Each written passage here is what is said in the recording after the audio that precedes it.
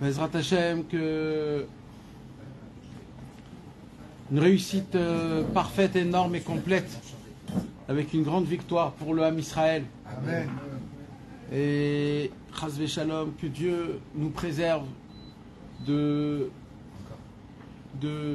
malheurs, de coups, que nos soldats ils sont que Dieu les garde en bonne santé parfaitement, avec un cerveau et un cœur vaillants comme le lion, et que tous les prisonniers, les chouïm, ils puissent revenir Bezrat Hashem, et qu'on puisse conquérir complètement Gaza, que ça redevienne aux Juifs, et tous les petits morceaux que ça appartienne aux Arabes, que ça néantit, et que on puisse mettre habiter dans tout Israël comme ça nous le redevient par Dieu. Amen. Alors, avec l'aide de Dieu, Bezrat Hashem, on va parler ce soir d'un cours très important. Ce qu'on va parler ce soir, mes amis, ce sont des bases. Des bases. Normalement, on va étudier ce soir, Bezrat Hashem, la façon de comment nos patriarches ont créé pour nous, le peuple juif, le lien avec Hashem. Imaginez-vous de quoi je vais vous parler. C'est Rabbeinu Akadosh qui va nous enseigner toutes ces choses-là dans le Likutei Moharan, Torah Yud. On va commencer ce soir, Bezrat Hashem, le Seif Gimel. Et on va avancer un peu plus ce soir par rapport à... On va un petit peu lire un peu plus dans le texte, parce que Rabbeinu va expliquer avec toute simplicité, sans trop de complications, ou sans trop de... C'est des choses qui sont simples. Et donc, Bezrat Hashem, on va étudier une chose énorme et très belle de comment la foi dans le peuple juif a été mise dans le monde. D'accord ? D'abord, c'est connu, dans les Chachamim nous ont appris qu'Avraham Avinu a écrit 400 Masechet d'Avodah Zara. Imaginez de ça ? 400 Masechet d'Avodah Zara. Avraham Avinu tout seul. Avraham Avinu, depuis l'âge de 48 ans, il y en a qui disent 43 ans, Avraham Avinu déjà été instruit avec le lien de Hashem Yitbarach. Et pendant ce temps-là, des 45 ans qu'il avait, 40 ans, jusqu'à l'âge à peu près de 75 ans, pendant tout ce temps-là, Avraham Avinu avait créé une structure où, on va appeler ça aujourd'hui de cette manière, c'était pas comme ça, mais c'est ce que ça ressemble à ce que nous on sait. C'est quoi ? Une yeshiva avec des élèves, des écoles, toute une structure de Emouna, comment faire rentrer la Emouna dans le monde. Et Avraham Avinu a créé donc des centres avec des élèves. Et le travail d'Avraham Avinu, c'était de faire montrer au monde qu'il y a un seul Dieu et c'est le seul qu'on doit le servir et on doit l'écouter et on doit être attentive à sa voix et le servir. Maintenant, le travail d'Avraham Avinu, avant cela, c'était aussi de prouver combien les idolâtres d'à l'époque, c'est complètement faux. C'était aussi un travail à faire. C'est la raison pour laquelle Avraham Avinu a choisi donc d'écrire ces livres-là de Masechet Avodah Zara, des livres et des livres en entier qui nous parlent sur les idolâtres d'à l'époque, sur toutes les sortes de foi et de croyances qui existaient à l'époque, qu'ils étaient beaucoup plus forts et beaucoup plus blindés qu'aujourd'hui. Aujourd'hui, c'est de la bêtise. L'Avodah Zara d'aujourd'hui, c'est de la bêtise. Les Avodah Zara d'à l'époque, c'était des Avodah Zara qui avaient beaucoup de force. Donc on pouvait beaucoup plus tomber, on pouvait beaucoup plus se tromper. Et les sensations étaient beaucoup plus fortes. Il y avait des choses qui étaient très spéciales. À l'époque, les forces du mal étaient beaucoup plus fortes qu'aujourd'hui. Donc, un des travaux que Avraham Avinu avait à faire, c'était de anéantir dans la mentalité, dans la conscience, l'importance et toute croyance qu'il y a à part un seul Dieu, que c'est lui qui qui a créé le monde et qui continue à le créer aujourd'hui. Et ça, c'était un travail qui a été énorme. Mais les Chachamim nous apprennent qu'Avraham Avinu avait une réussite dans ça. Et il y a fait beaucoup d'élèves. Non pas que Avraham, même Yitzhak, même sa femme de Avraham, Sarah. Sarah, à côté d'elle, elle avait plein d'élèves, à elle aussi. Des élèves filles. Et elle enseignait de sa manière comment une femme, elle doit se conduire, comment elle doit être à la maison, comment elle doit être pieuse, combien elle doit être, etc. Comme ce que Avraham Avinu lui a appris, comme ce qu'Avraham Avinu a appris de ce qu'il a étudié, de ce qu'il a fait, etc. Et Sarah Imenu a créé des séminaires de femmes.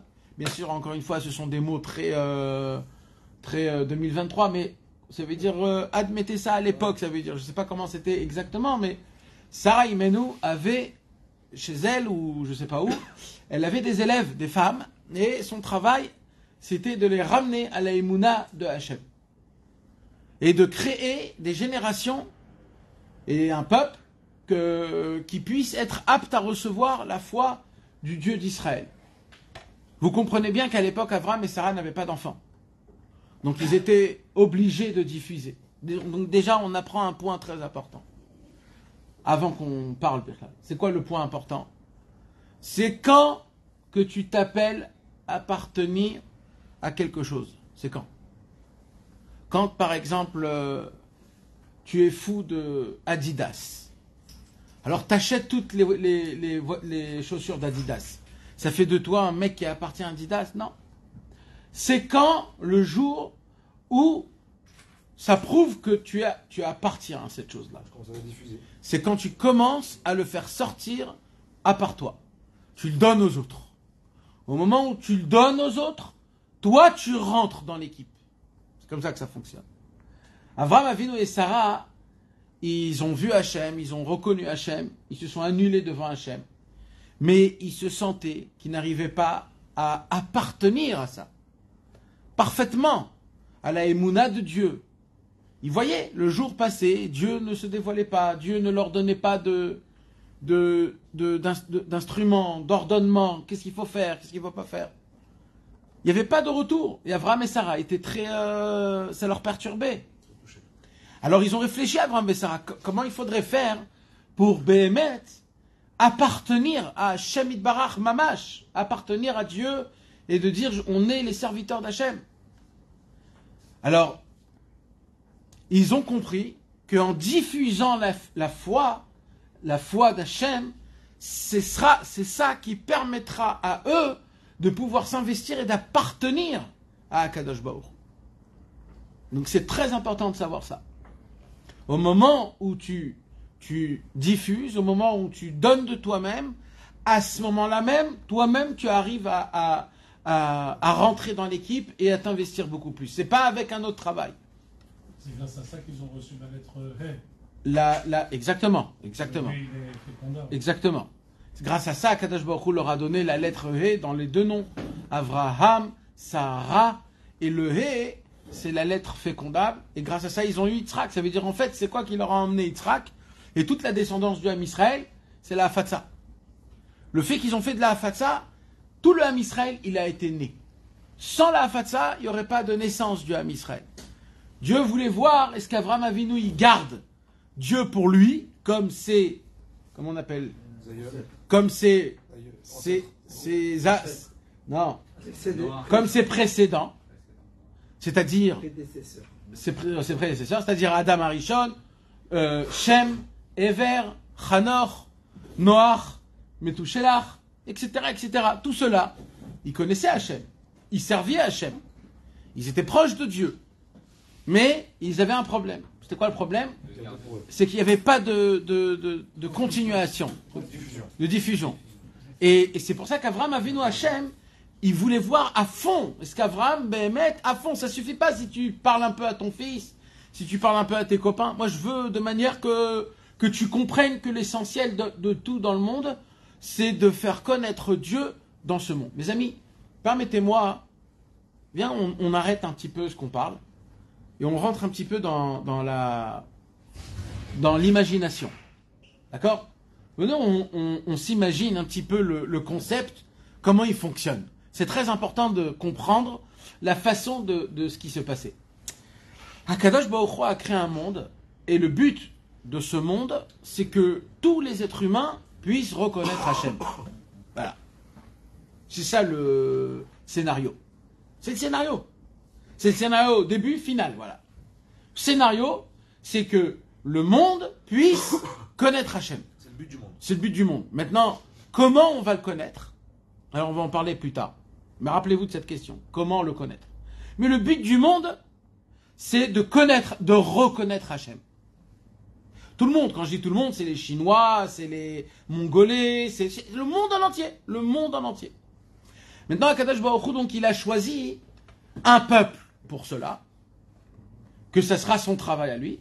Et avant qu'il a choisi un peuple, il fallait qu'il trouve un homme qui soit apte à faire ce travail-là. Au moment où Avraham Avinu comprend ce que je viens de vous expliquer, qu'en fait, tout le travail du but du monde, jusqu'à la fin de tout, se pose sur ses deux épaules à lui tout seul. Pas que de maintenant, pas que dans un an. On parle de dizaines et de dizaines, de centaines de générations de maintenir une flamme qui brûle et qui est là, présent, quoi qu'il arrive. Imagine-toi ce travail. Imaginez-vous, on vous propose. Vous avez un produit, et avec ce produit, vous avez le devoir, les kadem auto, comme on dit, de le faire avancer. Maintenant, pas juste de le faire avancer, de faire comprendre au monde que c'est l'ultime chose que tout le monde a besoin.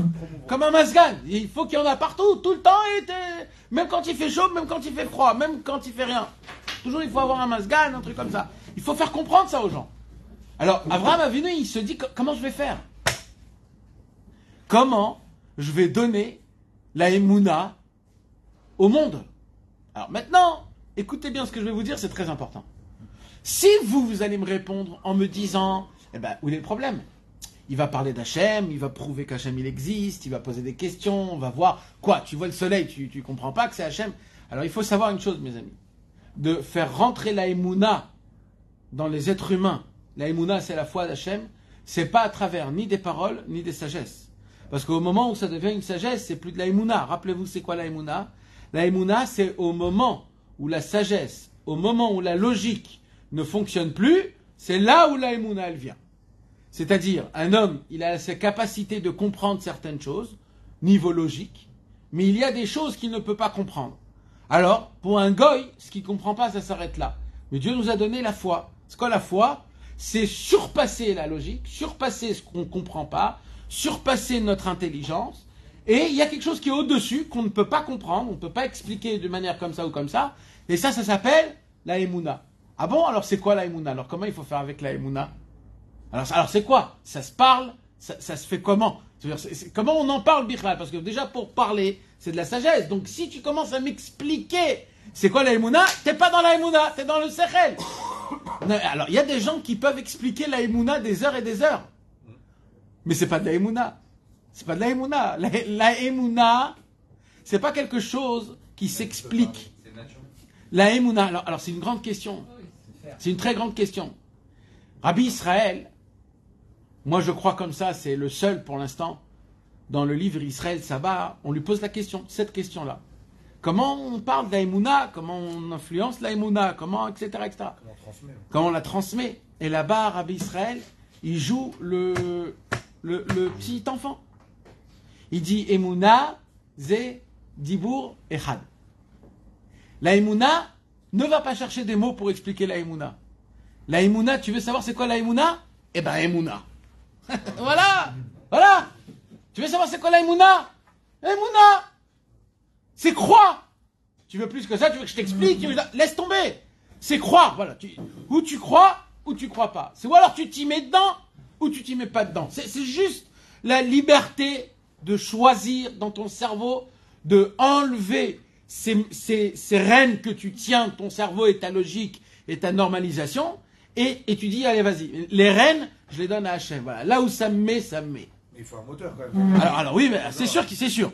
Après le moteur, la Torah nous l'explique, mais ça veut dire le travail déjà, c'est-à-dire le travail où on te dit, aie confiance dans les tzadikim. Aie confiance dans une phrase que Dieu il dit. Par exemple, Abraham veut faire rentrer une croyance dans le monde que c'est Dieu et le seul, le Tout-Puissant, qui a créé le monde, lui seul, et personne ne l'a créé, personne va le créer. Lui, il sera éternel jusqu'à la fin de tous les temps. Il a été toujours là avant tous les temps. Et c'est tout, c'est l'unique, c'est l'éternel. Il n'y a rien avant, rien après, rien. Et tout se passe dans lui, pas au dehors, dans lui, parce que lui, il est partout. D'accord? Maintenant, le monde doit savoir que tout vient de lui. Le monde est, pas juste savoir, et le servir. Parce que le but de tout, c'est de le servir. Alors, plusieurs personnes, ils ont des niveaux de service. Mais pas tout le monde est obligé de le servir de manière parfaitement. C'est pas ce qu'on demande. Le peuple juif a été choisi pour que ça soit lui, parmi tous les autres peuples, qui vont servir Hachem. Eux, ils n'auront pas de vie normale comme les autres. Ils vont pas kiffer comme les goïms. Ils vont pas être goûtés, touchés, voyager, tous les extrêmes comme tous les goïms. Pourquoi? C'est un peuple qui doit servir Dieu. Il doit être, réservé. Il doit être réservé. Top. Mais pour qu'on puisse arriver au point, Abraham Avinu a cherché énormément. Énormément comment faire rentrer la Emouna dans le monde. Mais surtout à ses enfants, surtout à ses élèves, mais aussi dans le monde. Comment parle-t-on à travers le monde? Mes amis, cette question, c'est une question que chaque homme qui est marié, ou même qui n'est pas marié, chaque homme qui doit parler à ses enfants, ou à ses frères, ou à ses parents de Dieu, il est obligé de connaître ces choses-là. Parce que nous, on divulgue Hachem à nos enfants pas comme il faut. Dieu, il n'est pas content de la façon de comment on représente Hachem. Beaucoup, les parents représentent Hachem comme un grand monsieur avec un grand bâton qui est là en train de... Il attend, c'est quand je vais le punir, c'est quand je vais le truc, et ça c'est assourd, et ça c'est assourd, et ça c'est permis, et il veut pas comme ça. Tout le monde parle au nom de Dieu, tout le monde parle... Mes amis, il y a une façon qui est claire, qui est nette, et qu'on l'a appris de nos patriarches, et il faut être très néhéman, comme on dit, il faut être loyal au chemin que nos patriarches ont donné la vision et expliqué c'est quoi la foi et comment elle va tenir. Parce qu'il fallait qu'ils trouvent non pas juste la plus belle explication, mais en plus de ça, il fallait qu'ils trouvent le kéli, c'est-à-dire l'outil, que cet outil fonctionne jusqu'à la fin de tous les temps et qu'on puisse le travailler, et c'est ça qui nous ramènera la Emouna. Ça a été très très dur pour Abraham et Sarah de découvrir ça. Mais ils ont découvert un secret énorme qui a fait de nous ce qu'on est aujourd'hui. Mais vraiment, réellement, ce que je dis, mes mots sont pesés. Tout ce qu'on a fait de nous aujourd'hui a été créé à travers la façon de comment Abraham nous a donné Dieu. Et cette façon-là, Abraham Avinu nous l'a donnée jusqu'à aujourd'hui. Et elle est... on continue à la faire. Ça veut dire elle est encore actuelle. Ça veut dire c'est mamash. Il n'y a pas d'autre chemin. Ça veut dire c'est le chemin. Vous voulez savoir c'est quoi ce chemin-là? Sur un plateau. Sur un plateau. Eh bien, avec toute simplicité, je vais vous dire, mes amis, Abraham Avinu a enseigné la Emouna dans le monde à travers la tfila. La tfila. À travers la prière. À travers la prière. Ça veut dire quoi? Alors, pour comprendre ça, il faut qu'on met beaucoup d'histoires de côté et qu'on a une tête un peu soft, d'accord? Parvé, light. Il faut comprendre que, à l'époque, l'être humain devient le maître du monde. À l'époque d'Abraham. L'être humain commence à avoir de l'intelligence, il commence à créer des outils de guerre, des outils pour faire la terre, il commence à créer des choses. Ça n'a pas existé pendant 1000 ans. D'accord? 1000 ans. 1500 ans. À l'époque d'Abraham, le monde commence à devenir normal. Il commence à devenir actif. Il commence on voit que l'être humain prend la place. C'est le roi du monde, l'être humain. À l'époque, on pouvait croire que c'était les vaches, on pouvait croire que c'était les éléphants, les abeilles. parce qu'ils avaient des trucs. Mais là, on a compris que c'est l'être humain, il commence à avoir de la sagesse, il sait comment faire pousser des arbres, comment amener de l'eau, comment faire plein de choses. Le fruit, les trucs, etc.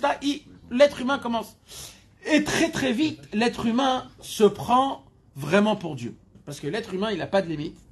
Et dès que tu lui mets 2 petits coups comme ça sur son truc, alors il en demande c'est encore 2 là. Et après encore 2 là, et après etc. etc.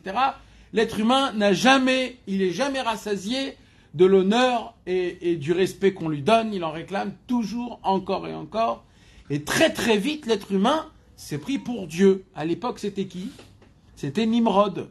Nimrod, le roi du monde, à l'époque d'Avraham Avinu, qui avait le gilet d'Adam Arishon, où il y avait dessiné sur le gilet d'Adam Arishon toutes les bêtes et les animaux du monde.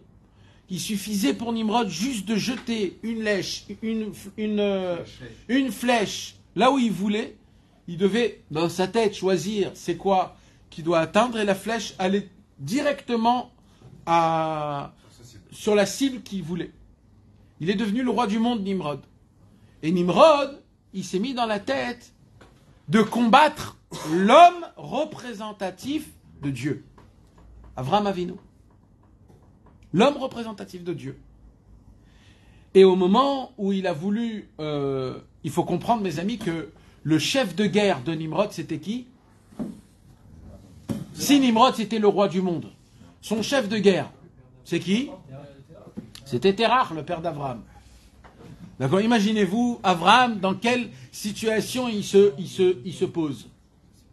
D'accord? Abraham Avinu, il vient et il dit il y a un seul Dieu dans le monde. Et à qui il dit ça? À Terach. Terach, il dit à son père, il dit mais attends, t'es pas sérieux, Abraham, j'espère. Tu sais que nous, on peut pas jouer même en rigolant. Tu peux pas dire des choses comme ça. Parce que moi, je suis l'homme, je suis le droitier de Nimrod. Nimrod, c'est le patron du monde. Qu'est-ce que tu es en train de me faire, là, exactement? Surtout que Nimrod avait demandé à Terach de tuer Abraham avant la... Exactement. C'est toute une histoire, sans rentrer dans l'histoire, toute une histoire comment Terach, il était prêt à tuer son fils Abraham suite à la demande de Nimrod. Parce que Nimrod avait vu dans les étoiles qu'il y aura un enfant qui va naître et qui va remettre tout à truc, etc., etc., etc. Bekitsour, mes amis, Abraham... Hein? Avant l'histoire des idoles? Avant les histoires des idoles. Non, l'histoire des idoles, c'était quand il était tout jeune encore. Avant qu'il naisse. Avant qu'il naisse, Nimrod a vu dans les étoiles qu'une étoile, elle vient et elle mange 7 étoiles. Une étoile a avalé 7 étoiles. Et après, cette étoile-là, elle est tombée. Quand Nimrod, il a vu ça, il a dit, je vois un bébé qui va naître et qui va anéantir tous les 7 continents. Et ce soir-là, c'est Terach qui a engendré Avraham Avinu, il a eu un enfant. Quand elle a entendu ça, sa maman, Amtelai, elle est partie se cacher dans une grotte pendant 3 ans. Après, ça s'est oublié, mais après, quand Avraham Avinu, il est revenu, Nimrod, il a compris que c'était lui. Donc, il a eu plein de combats avec lui. Mais Nimrod a créé donc le feu, là, comment on appelle ça? Là, une fournaise de feu. Et juste avant la fournaise de feu, mes amis, il va se passer quelque chose d'énorme. Quoi? Vous croyez qu'Avraham Avinu, à l'époque, quand il était dans le feu, il n'était pas encore... Les Chachamim se posent la question, est-ce qu'à l'époque, avant qu'il est rentré dans le feu, est-ce que sa émouna était parfaite ou pas? Les Chachamim posent cette question. Est-ce qu'il avait déjà atteint la émouna d'un juif ou il était encore en recherche? Est-ce qu'il avait des questions, pas des questions? Ça veut dire, il était où dans sa émouna à Avraham Avinu au moment où on lui dit, voilà, écoute, on te met en prison et demain tu rentres en fournaise de feu pendant 1 semaine. Voilà, tu comprennes la situation. Les Chachamim posent la question, est-ce qu'Avraham Avinu avait déjà atteint le niveau d'émouna que tous les juifs doivent avoir? Il n'aurait pas résisté. Ou alors peut-être qu'il était dans le chemin et qu'Avraham Avinu était très têtu et qu'il s'en foutait. On voit de son frère qu'il est mort. Après, alors quand même, c'est une question que le Chachamim y pose. Alors, dans le même Loez, il est rapporté la première prière d'Avraham Avinu dans le monde en entier. La première prière du juif. Vous imaginez, mes amis? La première prière du juif, comment elle est montée dans le ciel. Mais vous pouvez un petit peu vous imaginer ce que ça a fait dans le ciel. Mais c'est qui a fait ça? C'est quand on a mis Avraham Avinu, on l'a repoussé jusqu'au mur, jusqu'à que lui-même, il n'était pas sûr s'il a assez d'émouna ou pas. comment il a atteint le niveau des Mouna à 100% Avraham Avinu? Les Chachamim nous apprennent dans l'écoute même Loé, c'est à travers la prière. C'est un chidouche énorme, mes amis. Je vais vous rendre ça en l'an 2023, d'accord? Imaginez-vous, je vais à Rome. Et je vais voir là-bas des juifs complètement perdus, complètement perdus. Et je vais venir et la raison pour laquelle je dois venir, c'est leur prouver qu'ils se trompent et que nous on a raison. D'accord? Alors au lieu que je viens avec des classeurs jusqu'au plafond avec des preuves, combien c'est des bêtises qu'ils racontent, et etc., et combien nous c'est le Hémet, eh ben je vais venir là-bas, je vais apporter un seul livre, un seul, et je vais leur apprendre comment s'adresser à Hachem et comment prier à Hachem de notre façon. Et c'est tout. J'ai pas le droit de rien faire d'autre. Tout ce que je fais d'autre, ce n'est pas 100% la Emouna d'Hachem. 100% la Emouna d'Hachem, mes amis, c'est 100% de Tefila. Voilà, ça c'est Avraham Avinu. Vous voulez savoir c'est quoi Avraham Avinu? C'est ça Avraham Avinu. Avraham Avinu, il a dévoilé que le monde, le langage, comment on découvre Hachem, comment on se rapproche de Dieu, c'est le seul langage. Les autres langages, c'est pas Kachar la Méadrine, c'est Rabbanout, c'est le vrai langage de la Emouna d'Hachem Itbarach. C'est quand on ne parle que de Tefila. Maintenant, j'ai pas terminé, hein, parce qu'il y a aussi encore une... C'est quoi? De quelle Tefila on parle, etc., etc. On va en parler. Mais d'abord, pour comprendre, parce que beaucoup nous enseignent aujourd'hui que la Emouna, on l'étudie. Beaucoup nous enseignent que la Emouna, c'est une recherche. Comment s'appelle des Hakirot? Comment on dit des Hakirot? Des recherches. Des enquêtes. Des recherches dans des livres, dans des chemins, dans des endroits, connaître des idées d'à l'époque, essayer de ce qu'ils disent les livres d'à l'époque, etc. Faire des recherches jusqu'à 1000 ans, 2000 ans, dans des livres anciens, ce qu'ils disaient à l'époque. C'est quoi la racine de, etc. Pi-po. Voilà, il n'y a pas de tout ça. Il n'y a pas de tout ça. Maintenant, mes amis, juste entre parenthèses, quand on enseigne à nos enfants, ou alors à notre femme, ou alors à nos frères, ou à nos parents, ou à nos amis, quand on veut leur parler, par exemple, d'Hachem, et Dieu est grand, alors on raconte quoi normalement? On raconte des miracles, on raconte des trucs comme ça. Mes amis, c'est pas comme ça qu'on apprend Hachem. Avraham Avinu, qui nous a rendu peuple, et qu'on est aujourd'hui avec une kippa et des barbes et un tzitzit, c'est pas parce qu'on nous a fait montrer de miracles. Avraham Avinu, il n'a pas eu de miracle, Avraham Avinu. Il a eu plus de galères que de miracles. Mais les galères lui ont fait montrer qu'en fait c'était Hachem tout. Et il a découvert Hachem, il a découvert son arme essentielle pour le Ham Israël. Avraham Avinu, quand il a parlé à Yitzhak, il lui a pas enseigné les secrets qu'il a appris de Shem et de Hever etc., etc. Il lui a appris quoi? Il lui a dit, mon fiston Yitzhak, le monde est compliqué. Eh bien, sache une chose, je te laisse dans ce monde avec un seul conseil. Et toi, dans ta vie, tu devras le décortiquer à travers ta façon, ta vie, tes sentiments, ton travail personnel. Mais moi, je te donne le chemin. Ah oui, Yitzhak, il lui dit, ah oui, c'est quoi? Il lui dit, eh bien, c'est la prière. C'est la prière. Tu devras t'adresser à Hachem. Alors, je vais vous faire avec vous, mes amis, le travail comme un petit enfant. D'accord? Je vais le faire exprès pour qu'on puisse le comprendre. D'accord? Imaginez-vous maintenant, ok, Avraham Avinu, il comprend que l'essentiel langage qu'on doit et comment on s'attache à Hachem, on s'attache à Hachem en premier et en commencement de tout, partout, c'est en créant un contact oral avec notre Dieu le Tout-Puissant. On doit avoir un lien, un contact.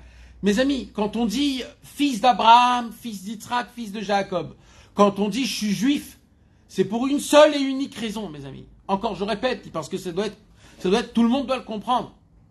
C'est quand on est ma'amine, quand on a la foi que l'être humain a la possibilité de parler à son Créateur, et que le Créateur Tout-Puissant m'écoute, petit comme je suis, et qui va appliquer ce que je lui demande, petit comme je suis, car c'est sa volonté. Ces deux croyances-là, faites de moi le commencement de la Emouna du juif. Ce qu'Avraham Avinu nous a enseigné. Et notre travail à nous, entre parenthèses, avec nos enfants, avec notre femme, avec nous-mêmes, avec notre entourage, c'est toujours de parler de ce point de Emouna, de savoir une chose, que Dieu attend qu'on parle avec lui, qui écoute chaque mot, et qui est prêt à nous écouter appliquer notre demande malgré notre petitesse. Et ça, c'est lui qui le veut, c'est lui qui le réclame. Voilà. C'est le commencement, le béaba de tout, du tout. Mais comme à l'époque, Dieu avait donné le monde, le globe aux êtres humains, dans tous les sens du terme. La preuve, en gros, c'est que Dieu s'est retiré de ce monde-ci, en gros, comme il le disait les goïms. Alors donc les êtres humains se croyaient des patrons de eux-mêmes, des dieux, des petits dieux. C'est la raison pour laquelle, mes amis, de faire rentrer une émouna que Hachem, c'est le Dieu, ça a été la catastrophe mondiale. Ça a été la catastrophe mondiale. Parce que, au moment où je déclare qu'il y a quelqu'un de plus fort que l'être humain sur cette planète, c'est que des guerres que tu es en train de faire là. Parce que jusqu'à maintenant, c'était qui était le plus fort dans le monde? C'était l'être humain, mais c'était qui? C'est plus tu es fort, plus tu domines, plus c'est toi le patron. Donc en fait, c'était la règle du plus fort. Donc maintenant, il y a quelqu'un qui vient et qui dit, il y a encore un plus fort que vous tous. Ce monsieur-là, il déclare la guerre en fait. Il déclare la guerre. Mondiale. Maintenant, vous comprenez ce que je suis en train de vous expliquer, mes amis, il faut le comprendre ça. C'est énormément important, ça veut dire, imagine-toi, parce que aujourd'hui, tout se répète, ne croyez pas ce qu'on est en train de parler. Pourquoi je mets trop le point sur ça? Parce que vous savez, il y a un dicton qu'on dit, quand dans le chemin tu te perds, et que tu vois qu'il n'y a rien qui fait en sorte que tu te perds, peut-être reviens dès le début, peut-être dès le début tu n'as pas compris. Nous, mes amis, aujourd'hui, on a à 2000 ans de galoute. Peut-être on s'est paumé quelque part. Viens, on va un peu derrière, on remonte dans le chemin d'Avraham, le chemin Béhémet de la Emouna. Béhémet de la Emouna. Alors viens, on reprend depuis le départ, donc les bases plus importantes. Maintenant, ça fonctionne de cette manière, qu'Avraham Avinu déclare la guerre au monde en entier en protestant qu'il y a une force beaucoup plus grande que l'être humain, mais pire que ça, qui domine l'être humain. Et quoi que tu fasses, c'est lui le patron. Alors là, limite, ils sont devenus fous quand ils ont entendu ça. Ça se peut même que c'était une loi, que c'était interdit même de parler de ça, tellement c'était adine, tellement c'était fin. Pas fin, mais ça veut dire délicat. C'est comme par exemple en sensible, c'est comme par exemple à l'époque de la Russie, quand il y avait le communisme. C'était très interdit de parler du judaïsme, de parler des fêtes, même de dire un nom. Pourquoi? Parce que c'est notre croyance, ne viens pas, nous envahis pas. À l'époque, le monde n'était pas aussi rempli, mais les gens qu'il y avait, c'était des gens qui étaient forts et qui n'avaient pas de tête, donc c'était des malades, c'était que des combattants, c'était que c'était des préhistoriques, les messieurs, préhistoriques avec de la force, c'est énorme, ça veut dire... Et Avraham Avinu, il s'est mis en face du monde en entier, Parce que le bras droit de Nimrod, c'était son père, donc il était connu forcément. Et Avraham Avinu déclare une déclaration de guerre totale, mais c'était pas de la rigolade, hein. Il est rentré en guerre, Avraham Avinu. Et il a dit, il y a une force. Et là, ça a déclaré une guerre. Maintenant, mes amis... Eux, ils croyaient en l'homme ou aux idoles à ce moment-là? Alors, il y en a... Alors, les deux, les deux, c'était les deux, c'était tout en même temps. Bon, Hachem, qu'on ne sait pas exactement, parce que si on aurait connu exactement, il dira, ben nous, même aujourd'hui, il y aurait des gens qui seraient tombés là-bas. Tellement c'était puissant. Mais qui sont mes amis, pourquoi je vous dis tout ça? Parce que Hachem, Avraham Avinu, il va nous expliquer c'est quoi la tfila. C'est quoi la tfila? Alors c'est quoi la tfila? C'est quoi? Ça veut dire quoi la prière? Ça veut dire quoi prier? Parlez-moi comme un goy. Ne me parlez pas comme un juif. Parlez-moi comme un goy.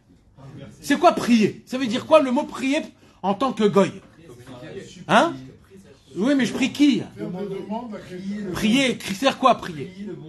Mais non, ça c'est un mot, le mot, non mais c'est-à-dire c'est quoi? Comment il t'explique un goy? C'est une puissance supérieure. Mais c'est quoi cette action que toi tu fais à lui? Pourquoi qu'il te comprend? Pourquoi tu peux birlal communiquer? Qui t'a dit qu'il t'écoute? Qui t'a dit? Ça veut dire tout le processus. Comment tu me l'expliques? La prière, c'est le recueillement. Ça veut dire personne qui t'entend, mais tu te recueilles sur toi. Voilà, le recueillement, c'est pas une prière. Le recueil, eux, ils disent que c'est un recueil. Mais ben mec, un recueillement, c'est pas une prière. Un recueillement, c'est un recueil de toi à toi-même. Donc même cette truc-là, elle est fausse. Donc ça serait quoi donc prier? Pour un goy, même. Quand je dis pour un goy, ça veut dire pour avoir une notion. Les gars, aujourd'hui, ils prient en faisant de la psychologie. Ils veulent être écoutés. Ils demandent quelque chose. On demande. Non, c'est pas vrai. Quoi? Même les chrétiens et même les musulmans, ils se trompent dans. Bon, les chrétiens c'est sûr, mais les musulmans aussi se trompent. Mais leur prière, c'est un. Demande. Non. C'est quoi? Forcément. C'est quoi alors? Dis-moi, c'est quoi? Non, pas forcément, mais je cherche le mot. Voilà. Non, je cherche le mot en français. C'est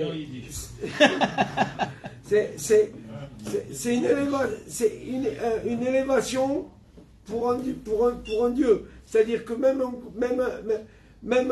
arabe quand il prie, un musulman quand il prie, il reconnaît la force de Dieu, il reconnaît la force de...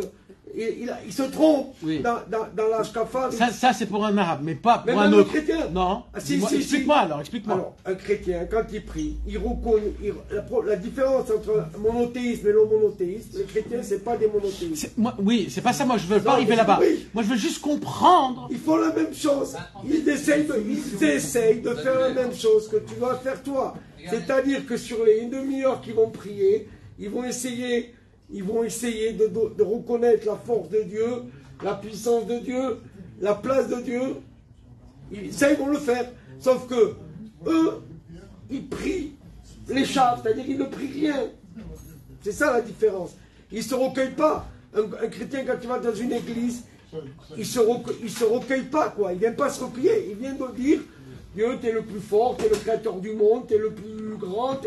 Sauf qu'ils se trompent un peu dans le derrière, c'est tout. Moi, ce que je veux essayer de vous faire comprendre, c'est qu'à cette époque-là, la prière n'existait pas du tout. D'accord, bah, tu me demandes comment ils prient. Non, mais comment ils prient, j'ai pas dit que ça existait. à l'époque, la prière de base n'existait pas du tout. Alors, qu'est-ce qui existait? Des offenses, des offrandes, des offrandes, des sacrifices. Maintenant, ce qui se passe, c'est que Abraham Avinu est venu dans le monde et il a dit, on n'est pas obligé de faire des offrandes. Bah, tu remarques que Noir, quand il sort de la Teva. Ça, c'est Dieu qui lui a demandé. C'est Dieu qui lui a demandé quand même. D'accord, mais oui. Il y avait ça aussi. Depuis Adam Arishon jusqu'à Abraham, il y a des offrandes. Oui, mais ça veut dire, à l'époque, les offrandes, c'était des êtres humains. À l'époque, les offrandes. Là-bas, ce que Noir, etc., ils ont fait, c'était des animaux ou alors même des encens, des kétorettes. Mais maintenant, ce que moi, je veux vous expliquer, c'est que le premier qui a emmené, le premier dans le monde en entier, qui a emmené la raison dont il faut croire en Hachem se fait à travers la prière, c'est Abraham Avinu. Alors, comment t'expliques? Le premier. Alors, comment t'expliques que quand Noir il est sorti du Gan Eden, il n'y avait pas d'arbre, il n'y avait pas de tomates, il n'y avait pas de concombre, et que ils étaient en tout petit, que quand il a prié, parce qu'il s'est demandé ce que c'était, il a regardé, et quand il a prié là-bas, alors tous les arbres ils ont grandi et les fruits sont venus. On a dit tout à l'heure que la différence entre eux et Abraham Avinu, c'est que... Non, de Noir, là. Oui, Pas de Noir. Oui, mais c'est jusqu'à Abraham Avinu, il y en avait plein qui ont prié. Moi, ce que je parle, c'est des gens qui ont enseigné la Emouna à travers la prière dans le monde. Ça, c'était personnel. Noir, il a prié personnellement pour lui, pour ses ignanis, mais il n'a pas dit ça à ses enfants de le faire. C'est surtout qu'il a fait ça pour la Emouna, il a fait ça pour avoir... Et il a fait aussi, Pour avoir la Emouna, c'est encore un autre concept. Voilà, il priait parce que ça fonctionne. Comment tu peux... D'accord. Ça fonctionne sans rentrer dans le concept, ça fonctionne. Comment tu peux, à part de l'écouter de Philote, nous on a l'écouté de Philote, mais là, disons un gars qui n'est pas vrai, qui n'est pas carrément... Là, tu vas très loin. Non, Attends. juste une question. Non, mais parce que, d'abord... Comment tu peux prier pour avoir la Emouna? Parce que quand tu Non, pries, c'est pas de prier pour avoir la Emouna. C'est pas de prier. C'est aussi ça, mais c'est pas que ça. C'est qu'il y a une façon dans la prière que la prière, elle t'emmène directement à la Emouna. Pas que à toi, à toutes les gens qui sont autour de toi, mais même au goïm, on va apprendre. Ça influence même les goïm. C'est-à-dire, c'est une façon de prier. C'est pas une façon d'après des mots, mais ça veut dire, on va parler de ça dans cette Torah. C'est toute cette Torah là maintenant. Juste, je suis en train de vous donner des hakdamot pour qu'on puisse après vite fait lire, parce qu'en fait, c'est ça le concept. Maintenant, Avraham Avinu, donc, lui, il a le premier langage, c'est à travers la prière. Alors, écoutez-moi, maintenant, j'avance. D'accord? Avraham Avinu a découvert que Dieu, si on s'adresse à lui, on peut s'adresser à Dieu et on peut lui demander des choses. C'est ça le chidouche d'Avraham. Le chidouche d'Avraham, c'est que Dieu, on peut s'adresser à lui et que quand on lui parle, il intervient. Il intervient. C'est ça qu'il a découvert Avraham Avinu. Et ça, il devait le diffuser dans le monde maintenant. Quand je le dis de cette manière-là, je vais essayer de vous faire comprendre quelque chose, mais de manière avec de la finesse, parce que c'est très dur de dire ces choses-là. Ah, oui. Une question. Pour être plus médouillac dans ce que tu dis, je pose. En fait, il nous a pas inventé la prière, il nous a inventé la Hidbo des doutes. La Hidbo des doutes. Parce que la prière, il n'y avait pas de prière à l'époque. Donc en fait, tout le but de toute l'invention, entre guillemets, d'Avraham Avinu, c'est la Hidbo des doutes. Ok. Pachout meod. Et maintenant, qu'est-ce qu'il a fait Avraham Avinu? Écoutez bien. Je ne sais pas s'il a fait faire comprendre, ou alors c'est comme ça qu'ils ont compris, mais le niveau de prière que Avraham Avinu a découvert et a fait faire découvrir dans le monde, c'était un niveau de prière que Hachem, tu peux t'adresser à Kadosh Baruch Hu pour des grandes choses. Pour des grandes choses. Il n'y a pas de limite. Alors. Pour des grandes choses, pas pour des petites choses. C'est ça ce que je veux... Ça veut dire, c'est quand... 2 secondes. Prenez ce que je viens de dire avec des pincettes, parce que c'est très dur à l'expliquer, mais c'est ça que ça veut dire en fait. C'est pas écrit mes fourrages, mais c'est ça le pshat. Mais on peut pas le dire parce que... Bon, vous m'avez compris. Ouais. Avraham Avinu, il a emmené la Emouna d'Hachem comme d'un niveau d'une montagne. Combien de gens passent leur vie dans des montagnes? Combien? 10, 20? Un petit peu de gens, des montagnards ça s'appelle. C'est qui normalement qui habite dans des montagnes, mes amis? À l'époque, c'est qui habitait dans les montagnes? C'était un homme, un seul homme. Il y avait un homme qu'on le payait, comme ça il dit le Maral de Prague, et on le payait pour qu'il habite au sommet de la montagne, et lui c'était le chômeur. Lui il regardait. Quand il y a des combats, des trucs, il venait, il disait à la ville en bas, protégez-vous. Donc c'est qui habite dans les montagnes? C'est une personne, 2 personnes, c'est des gens qui sont... Voilà, Avraham Avinu, le niveau de la Emouna, de la Tfila qu'il a emmené dans le monde, n'était pas accessible au public, au grand public. C'était accessible que à des personnes très très limitées, très... Voilà. Et pourquoi? Parce que c'était un niveau de prière très haut. Par exemple, c'est quand qu'Avraham Avinu a prié, encore une fois, avant qu'il est rentré dans la fournaise, avant qu'il est parti de Canaan, d'Irak en Canaan, quand il est venu en Égypte devant Pharaon, quand il y avait de la famine, c'est-à-dire que quand il y avait des moments très importants, très intenses, très... Alors là, Avraham Avinu a découvert, j'ai le droit, le pouvoir de convaincre Dieu, pas convaincre, mais d'invoquer Hachem et de lui parler, et lui qui me répond. Mais c'est de la prière ou de la névoie? Non, de la prière, on parle mamage de la prière. Pour le sacrifice d'Israël. Hein? Pour le sacrifice d'Israël. Pour le sacrifice d'Israël, je sais pas te dire. C'était pas du niveau genre en prix pour trouver une place. Voilà. le niveau de Emouna que Avraham Avinu a découvert dans le monde à travers la prière se faisait uniquement du niveau d'une montagne, c'est-à-dire des choses qui sont grandioses. D'accord ? Où est-ce qu'on voit ça? Où est-ce qu'on voit que c'est dans ces moments-là? Parce que tu dis pour la Keda que non, pour l'Echa oui. La Keda, non, je dis non, pourquoi? Parce que la Keda, c'est un Nisayon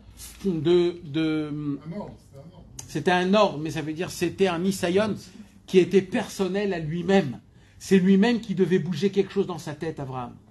Il devait passer du niveau Serel à Emouna 100%. Et ça, il fallait qu'il le fasse de lui-même à lui-même. Ça veut dire que c'était un travail personnel, que tout ce qu'il avait fait auparavant était fait pour ce moment-là. Donc, ça se peut qu'il a prié, je ne sais pas. Je dis juste, je ne sais pas. Mais, oui. Mais pas, et à Cairo, tu peux regarder dans les Midrashim de Parashat Kerlecha, et là-bas ils te disent que quand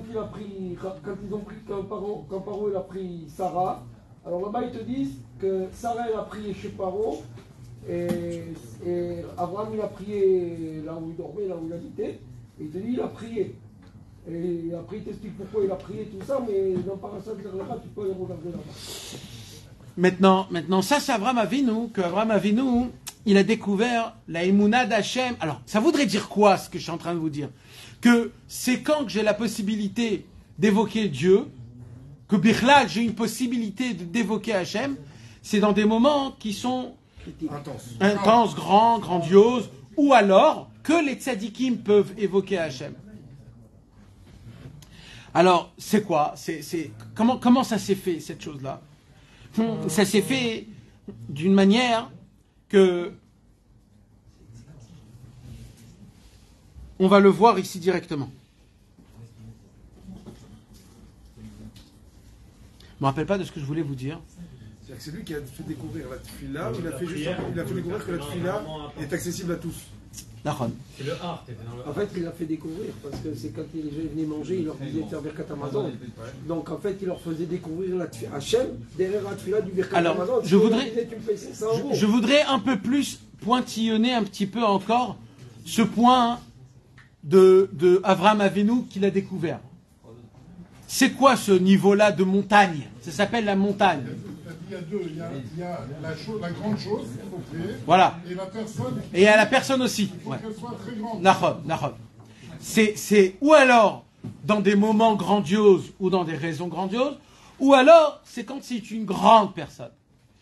Pourquoi? Venez, on essaye de comprendre la raison. Qu'est-ce qui se cache derrière? En fait, Avraham Avinu, son niveau de Emouna qu'il a atteint, en fait, qu'il a fait descendre dans le monde, il ne pouvait pas descendre tout en même temps comme on a aujourd'hui. C'était des niveaux, des grades. Donc le niveau d'Emouna que Avraham Avinu a fait descendre dans le monde, c'est que Akadosh Baruch Hu, il est avec nous, même si on ne le voit pas, et il y a une raison pourquoi on ne le voit pas, il y a une raison pourquoi il n'intervient pas, il y a une raison pourquoi on ne voit pas Dieu matériellement. Donc, notre Emouna, elle doit se faire dans des situations, dans des moments où on sent tout notre corps vraiment nous, l'être humain, ne peut pas. Alors là, j'ai besoin d'Hachem. Il ne reste que ça. Voilà. C'est pour ça que dans le Télim, on dit Miyale Be'ar Hachem. Qui peut monter dans la montagne de Dieu? De quelle montagne on parle? On parle de la montagne, c'est Avraham. Avraham, c'est Ar. Avraham, c'est la montagne. La montagne. Avraham Avinu a fait descendre la Emouna du niveau de la montagne. Dans la montagne, c'est quoi? Il n'y a pas beaucoup de gens, il n'y a pas beaucoup de travail. Tu fais quoi dans la montagne? Qu'est-ce que tu peux faire dans la montagne? Tu ne peux pas construire une maison, tu ne peux pas travailler, tu ne peux rien faire. Il se passe quoi dans la montagne? Certaines choses, c'est des choses un peu spéciales. Il y a des grands tonnerres, les problèmes qu'il y a dans des montagnes, c'est pas les problèmes qu'il y a dans le jour de jour. Donc ça veut dire, les façons pour évoquer Akadosh Baruch Hu, c'est qu'Avraham Avinu, on va dire qu'il pouvait à l'époque prier, ou alors pour certaines choses.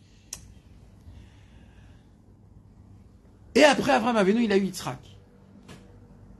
Quand il a eu Yitzhak, Avraham Avinu a enseigné le chemin de la Emouna à Yitzhak. Mais Yitzhak, il n'accepte pas. Il n'accepte pas. Il dit à Hachem, c'est pas possible que Dieu, il est que de ce niveau-là. Moi, je voudrais parler à Hachem, même dans le travail. Pourquoi le travail, c'est pas assez important pour que j'évoque Hachem?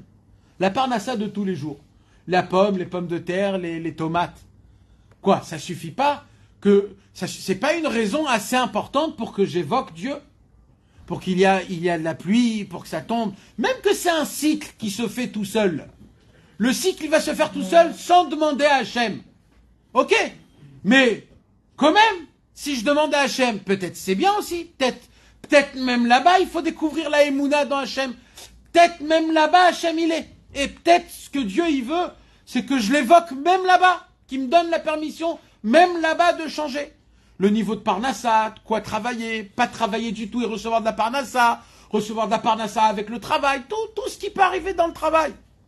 Normalement, d'après Avraham Avinu avait compris que c'est quoi la Emouna? La Emouna, c'est un homme, il doit faire toute sa ishtadlout possible, et au moment où il a plus de force dans sa ishtadlout, il évoque Hachem.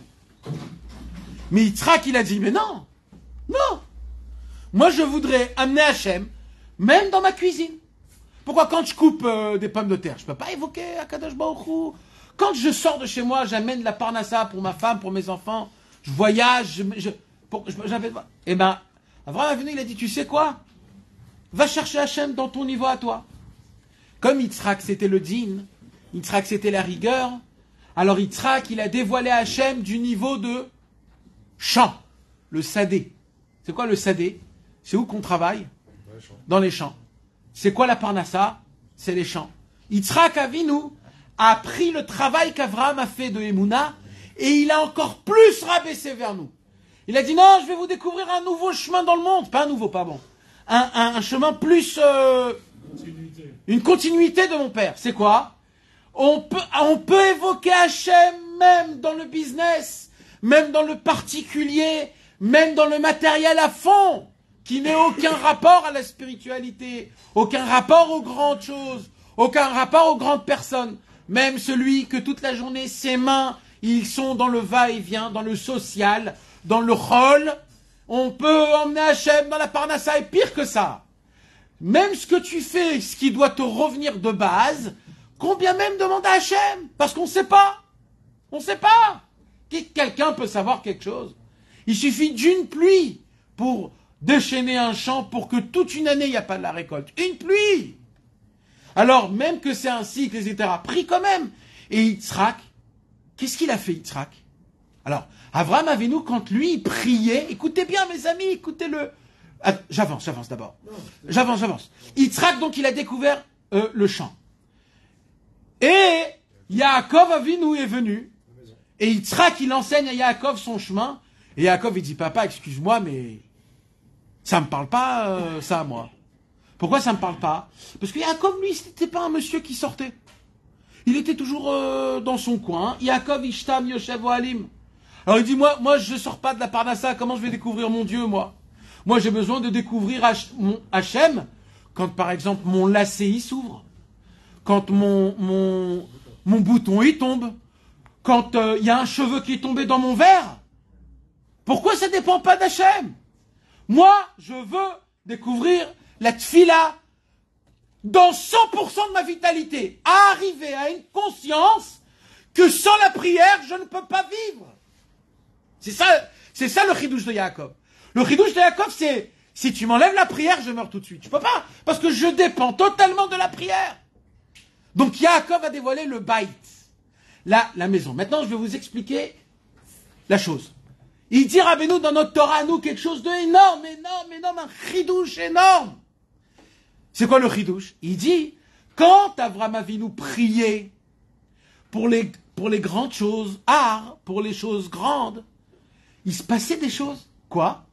Il disait, quand il priait pour quelque chose, par exemple, quand Avraham Avinu a prié avant de rentrer dans la fournaise, alors c'est une grande chose la fournaise.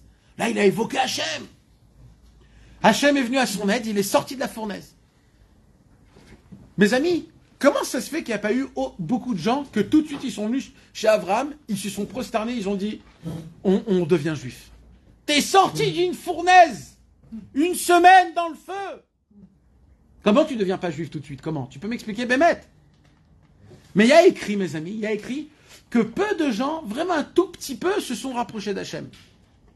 Et ces gens-là, c'était des gens très très grands dans leur cerveau, dans leur intellect, dans leur émouna aussi, des bonnes personnes.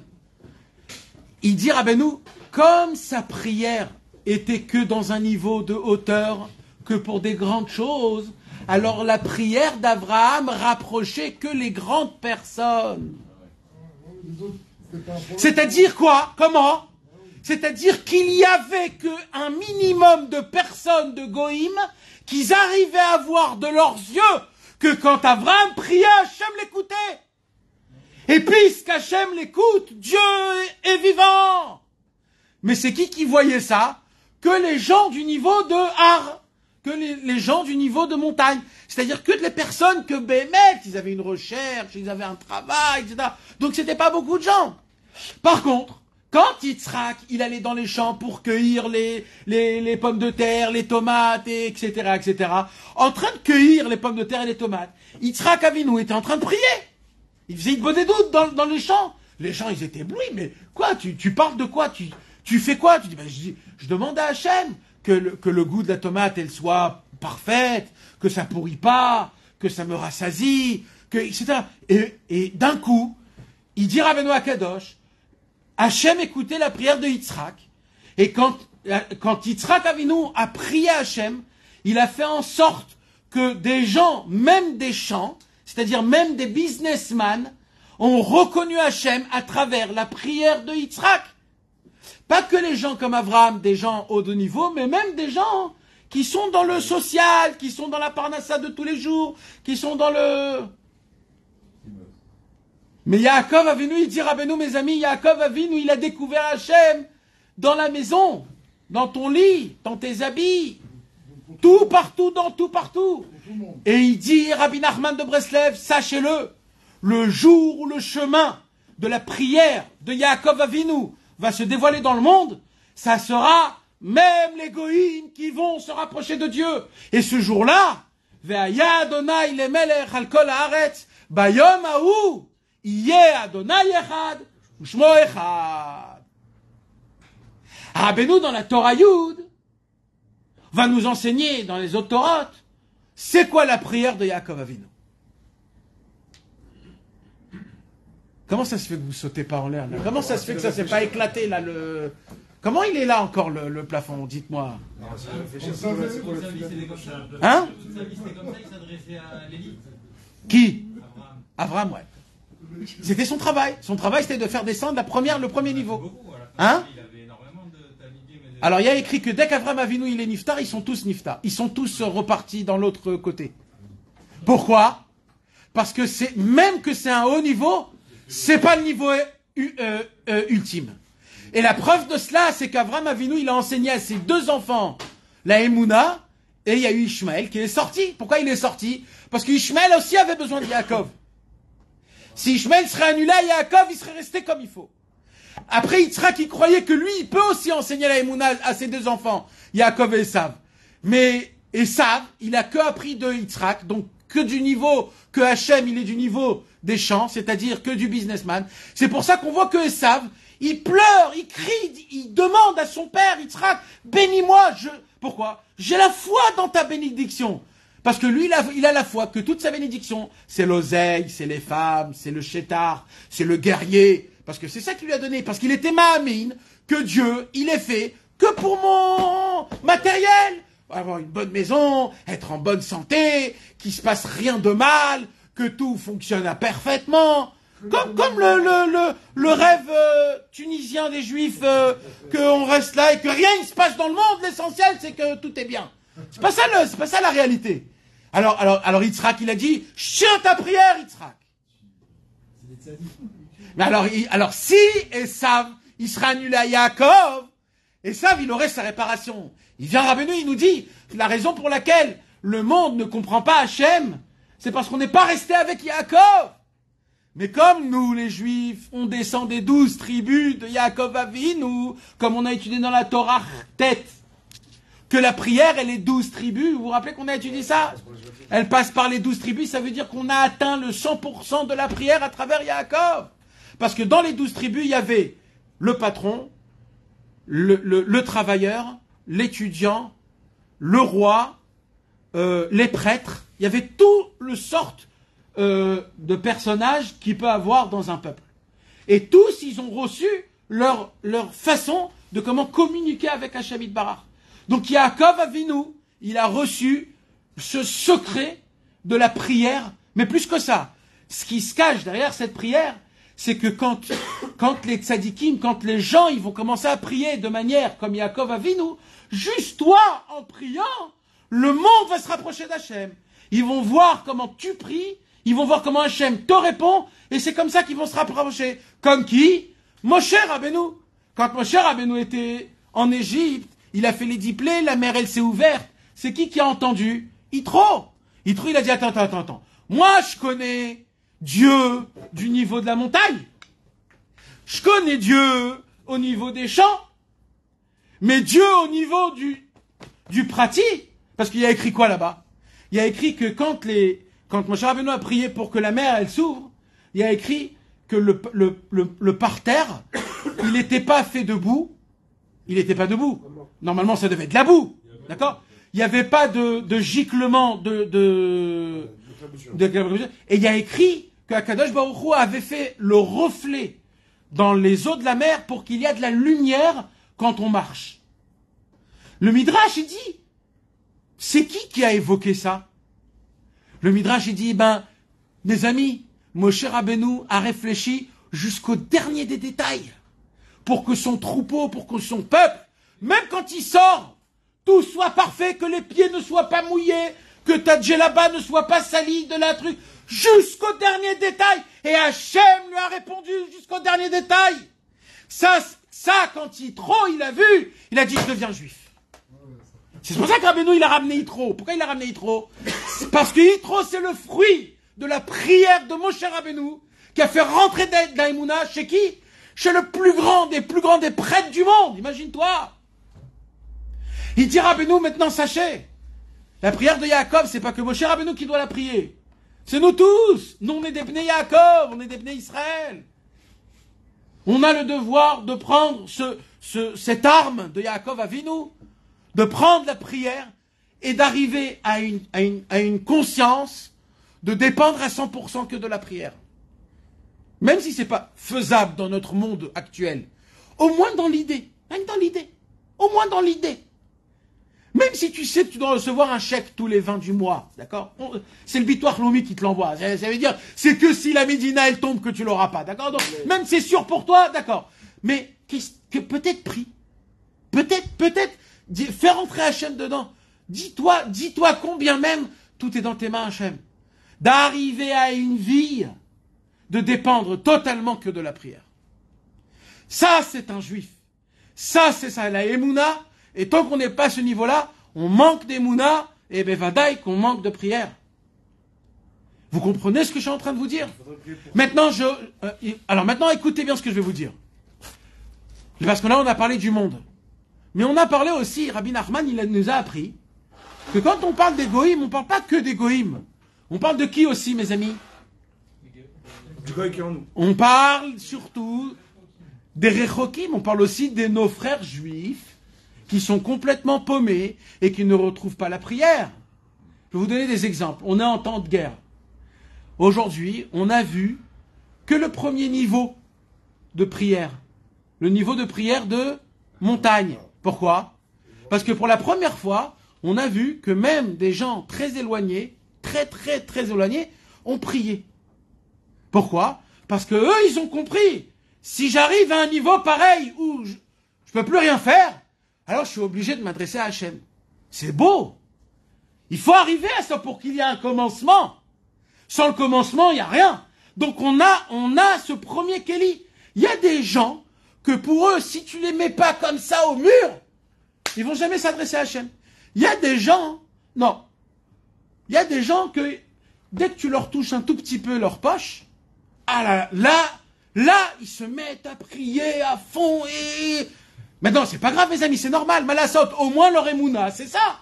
Mais ça, c'est du niveau que Yitzhak, il a emmené, il a dit, bon, il y a des gens que leur conscience de Dieu, c'est que ça. Le reste, ils peuvent gérer. Tu sais, je gère, la maison, je gère, ma femme, je gère, mes enfants, je gère. C'est juste mon patron que je gère pas. 3 baffes, un mec comme ça qui parle. Mais c'est ça le secret. C'est d'arriver à une conscience que je n'ai aucune gérance sur rien du tout qu'à travers la prière, la émouna et la tfila. Est-ce qu'on a compris ce que je viens de vous expliquer, mes amis? C'est du date de Rabbeinu énormément important ce qu'on est en train d'étudier là. Abraham Avinu, Yitzhak, ils étaient, eux, d'après ce qu'on pouvait imaginer, conscients qu'ils ne pouvaient pas demander plus, que c'était la montagne pour Abraham, que même un petit truc, c'était pas Hachem, parce qu'il ne peut pas s'en occuper. Alors je vais t'expliquer ça. Je vais t'expliquer ça. C'était tellement évident pour Abraham Avinu que c'est Hachem qui lui fait tout, qui ne voyait pas l'importance de demander que dans des choses où réellement il faut bouger le ciel. Après Yitzhak il a dit non, moi, pourquoi pas? Comme si qu'il lui manque des convictions ou alors des forces dans le ciel. Demande. Pourquoi pas? Moi je veux découvrir Hachem même là-bas. Là-bas je le découvre encore plus. J'ai pas honte de lui demander. Exactement, j'ai pas honte de lui demander, malgré que c'est évident et ça me redevient à moi-même. D'accord? Parce que normalement, un homme qui va pas au travail, entre autres, je parle, c'est un moufcar, le monsieur. Tu dois te lever le matin, tu dois travailler, tu peux pas dormir, tu peux pas rien faire. Donc Yitzhak, il dit que, quelque part, ça me revient d'aller au travail. Donc de demander à Hachem, c'est limite imbécile de faire ça. Yitzhak, il a découvert cette conscience, pas du tout. Pas du tout. Il y a ce que tu fais, et il y a ce que Dieu y fait. C'est pour ça qu'on dit Vi Noam Adonai Eloheinu Alenu Umaase Yadenu Konena Alenu Umaase Yadenu Koneneu. Ça veut dire que dans ce que je fais, dans ce que mes mains font, que tu puisses mettre la bracha, la Yeshua. Est-ce qu'il n'y avait pas un chemin que le juif va emprunter ces différents... Non. Ça, frérot, sache-le. C'est un chemin que tous les juifs doivent passer.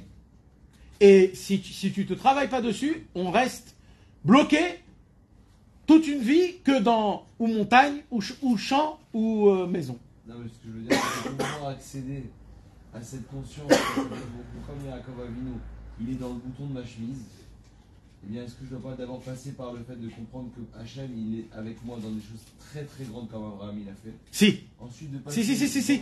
Le chemin, c'est le chemin comme Abraham il a fait. C'est-à-dire en passant d'abord par la montagne, après le champ. On commence pas par la maison. La maison, c'est un niveau très élevé, malgré que c'est un niveau qui est très proche de moi. Mais le commencement premier, c'est comment on apprend à nos enfants quand il y a quelque chose de grave. Tu dis à ton fils, ah, tu vois, il faut faire très attention, il demande à Hachem. Alors lui, il voit un grand truc, il dit, ah ouais, je vais demander.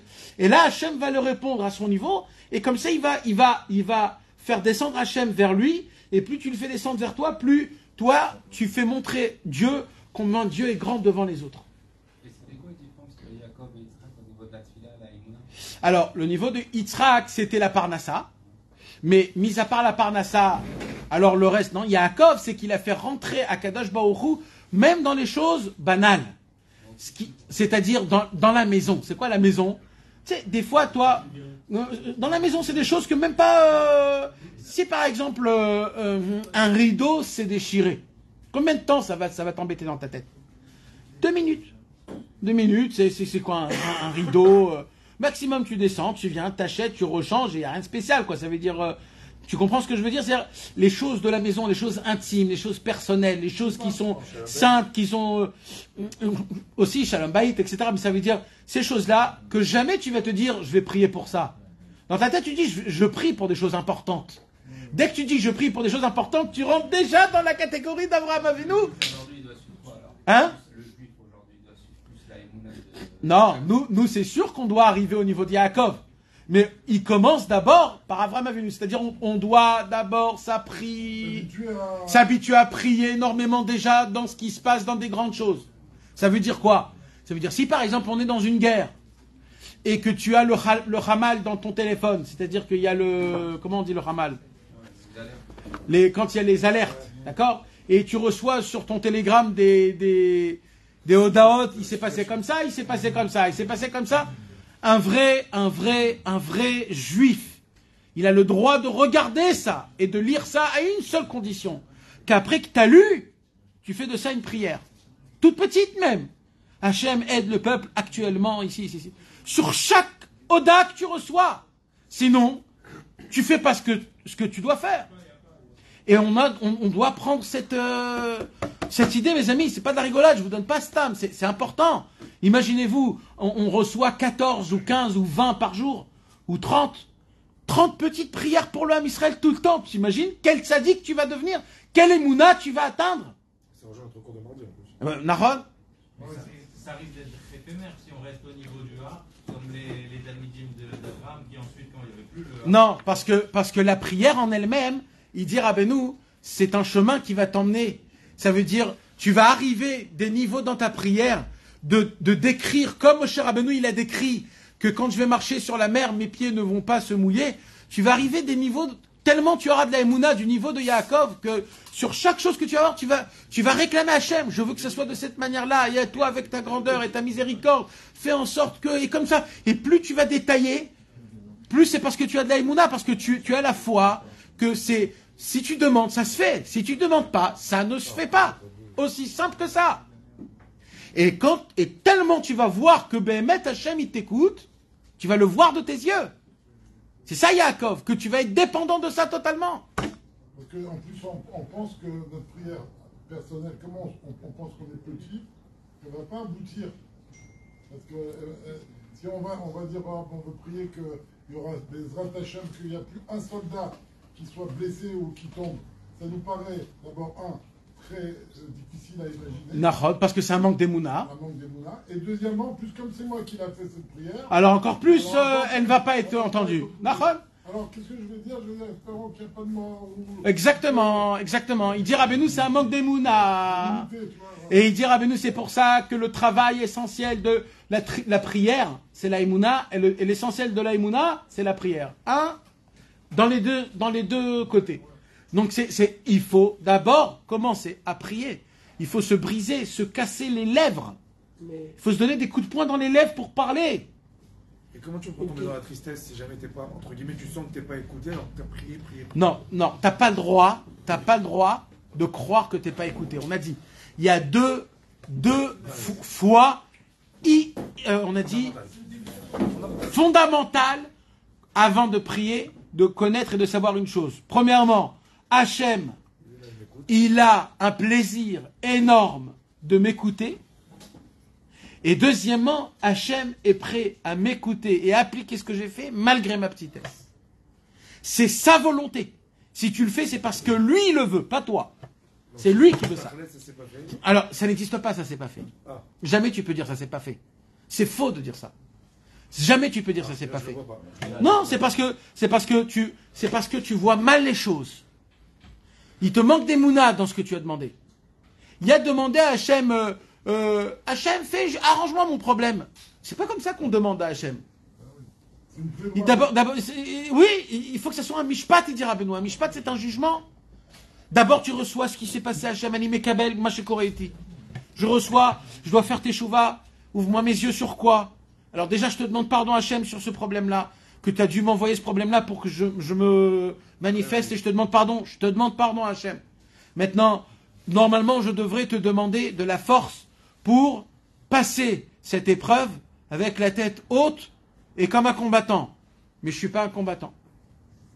Et j'ai pas comment on peut dire? J'ai pas les épaules de te demander ça. Alors je vais te demander de m'enlever ce problème et que tu me donnes la conscience que ce problème devait me donner. Donne-moi cette conscience, apprends-la moi. Fais que je puisse marcher, de ne pas avoir peur. C'est comme ça qu'on demande à Hachem. C'est pas en se débarrassant, enlève-moi ce problème. Oh, je suis quoi moi? Et oui, c'est pas fait pour ça. Quand tu demandes comme ça, c'est que tu ne crois pas. Voilà, Nachon. Une question. Quand tu crois vraiment, tu demandes à fond. Tu parles de la tfila. La tfila, en fait, ça amène à la émouna. Alors, ça va dans les deux sens. Pourquoi? Parce que quand tu pries, tu es obligé d'avoir la émouna, que tu pries quelque chose. Exactement. Et maintenant, il vient me monter quelque chose de ce que tu nous expliques depuis une heure, c'est Baruch, mais là, bon, très bien, c'est tout. Mais en fait, avant la prière, il y a quelque chose qui est la émouna entre juif et un goy. Un goy, il a la émouna, entre guillemets, que quand Kvodo Malé arrête, c'est-à-dire que Dieu, il remplit la terre. Ça, c'est le premier, c'est le Darga d'un Goy. Mais nous, en tant que Juifs, on a un autre milevado. Mazen autre milevado. C'est en fait, on doit voir là, Emouna, que tout ce que tu vois, de la chaise à la voiture, à tous ceux qui sont assis ici, c'est Hachem. Ouais. C'est ce qu'il dit Rabbeinu, c'est ce qu'il a dit Rabbeinu dans la Torah Rishona. Ish Israéli. Oui, oui. Alors quoi, comment tu peux arriver à dire que, comment on fait pour que, avant d'arriver à la Emouna par la Tfila, il faut commencer à croire qu'Hachem il est dans tout ce qu'on voit. Nahon, c'était un travail. Alors, il dit Rabbeinu, alors déjà, il faut le savoir que c'est comme ça, déjà, premièrement. Et deuxièmement, comment on a accès à ça? En commençant à prier pour les choses que dans ta tête, même que tu ne vois pas l'importance de la prière. Ça veut dire, toi, maintenant, tu montes chez toi à la maison et sans faire exprès, un bouton est tombé de ta veste. Bon, tu dis, c'est rien du tout. C'est quoi? C'est un bouton à coudre, d'accord? Alors, Rabbeinu, il vient et il dit à Rabbi Nathan, même si un bouton tombe de ta chemise, tu dois prier Hachem. Alors, Rabbi Nathan, il est étonné. Il pose une question, Rabbi Nathan, une question qui est, tu dois prier. Alors, premièrement, pour pas que ça tombe, de base. Deuxièmement, pour qu'on puisse le recoudre et que ça ne retombe pas. Tout ce concept. Alors, Rabbi Nathan, il comprend pas. Il demande à Rabbeinu, quoi? Même pour quelque chose de aussi minable. C'est quoi la question de Rabbi Nathan? La question de Rabbi Nathan, c'est, Rabbeinu. C'est le sadé, d'après ce que tu nous expliques. Oui. C'est le sadé. Oui. Parce qu'en fait, oui. Rabbi Nathan, là, ce que tu nous dis, c'est que Rabbi Nathan, il est méprinat, le hard d'Avraham. On va pas rentrer dans quel niveau il était. Non, mais c'est d'après. Oui, ce que tu nous expliques. Il n'a pas atteint le niveau de la Emouna.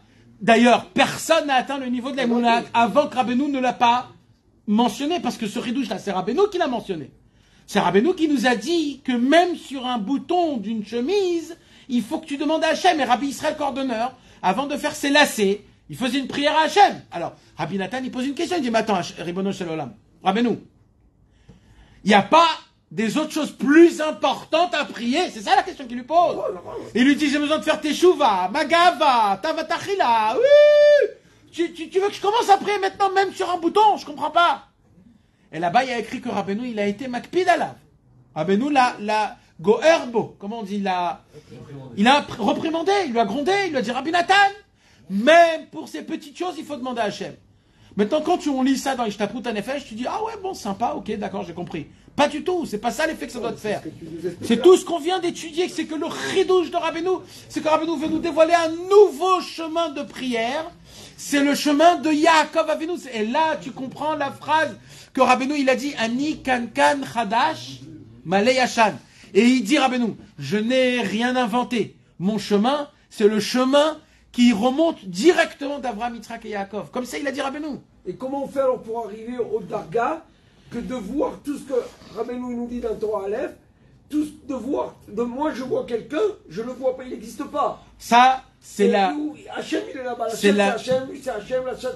c'est la multiplication temporaire de prière sur chaque chose par l'habitude. Okay. Au moment où tu vas arriver à ce niveau-là, d'associer à ta vie, à ce qui t'arrive, à tes sensations, à des situations, et tu arriverais, je ne parle pas que de la prière de la bouche, c'est-à-dire la sensation que tu dis, oulala, il faut vite que je prie Hachem, parce que là, sans lui, je ne sais pas comment je vais me... Quand tu arrives à ça, tu verras comment réellement, tout, c'est juste une prière qu'on doit faire. L'histoire du bouton, je comprends, ça veut dire en gros, si je prie pas pour le bouton, ça veut dire qu'Aviachol... C'est pas juste de prier pour le bouton. Non, juste... Rabbeinu, il a voulu faire rentrer dans Rabbi Nathan le besoin de savoir. C'est-à-dire qu'en gros, de dire, si jamais je prie pas pour le bouton, ça veut dire qu'Aviachol, je peux me débrouiller sans toi, Dieu. Voilà. Sur le bouton, je peux me débrouiller sans toi. Nachon. Et en vérité, tu peux te débrouiller sans Dieu ou pas pour un bouton? Je sais pas quoi. Ah! Aïe! En vrai, non! Mais en vrai, même bouger ta pupille, tu peux pas! Tu t'imagines comment on est incrusté dans notre tête comme si on peut faire ce qu'on veut? Même t'asseoir, tu peux pas! C'est ça! C'est un niveau de conscience que sans toi, Hachem, j'ai pas de rien. Ouais! La malin. Je voulais te demander, tu dis en fait, la prière, c'est l'essentiel De la Emouna. Chez nous les Juifs, c'est la prière. De la Emouna. Pas l'essentiel de tout, l'essentiel de la Emouna, c'est-à-dire le langage avec notre Dieu. Mais on peut, même en ayant la Emouna et en étant dans la prière, on peut être perdu quand même. Ouais. Ouais. Parce que, par exemple, moi, j'ai connu des familles juives à Paris, très pieuses, mais qui étaient absolument contre l'Alia. Et cette Alia de venir en Israël ou de ne pas venir, aujourd'hui, c'est un peu l'essentiel. Ouais. Et pourtant, ça reste des gens qui ont, pour moi, je veux dire, d'un niveau très élevé, je ne vais pas les citer, mais quand même, de mon point de vue, ils passent à côté de l'essentiel. Ouais, mais ta question, il y a la réponse dedans.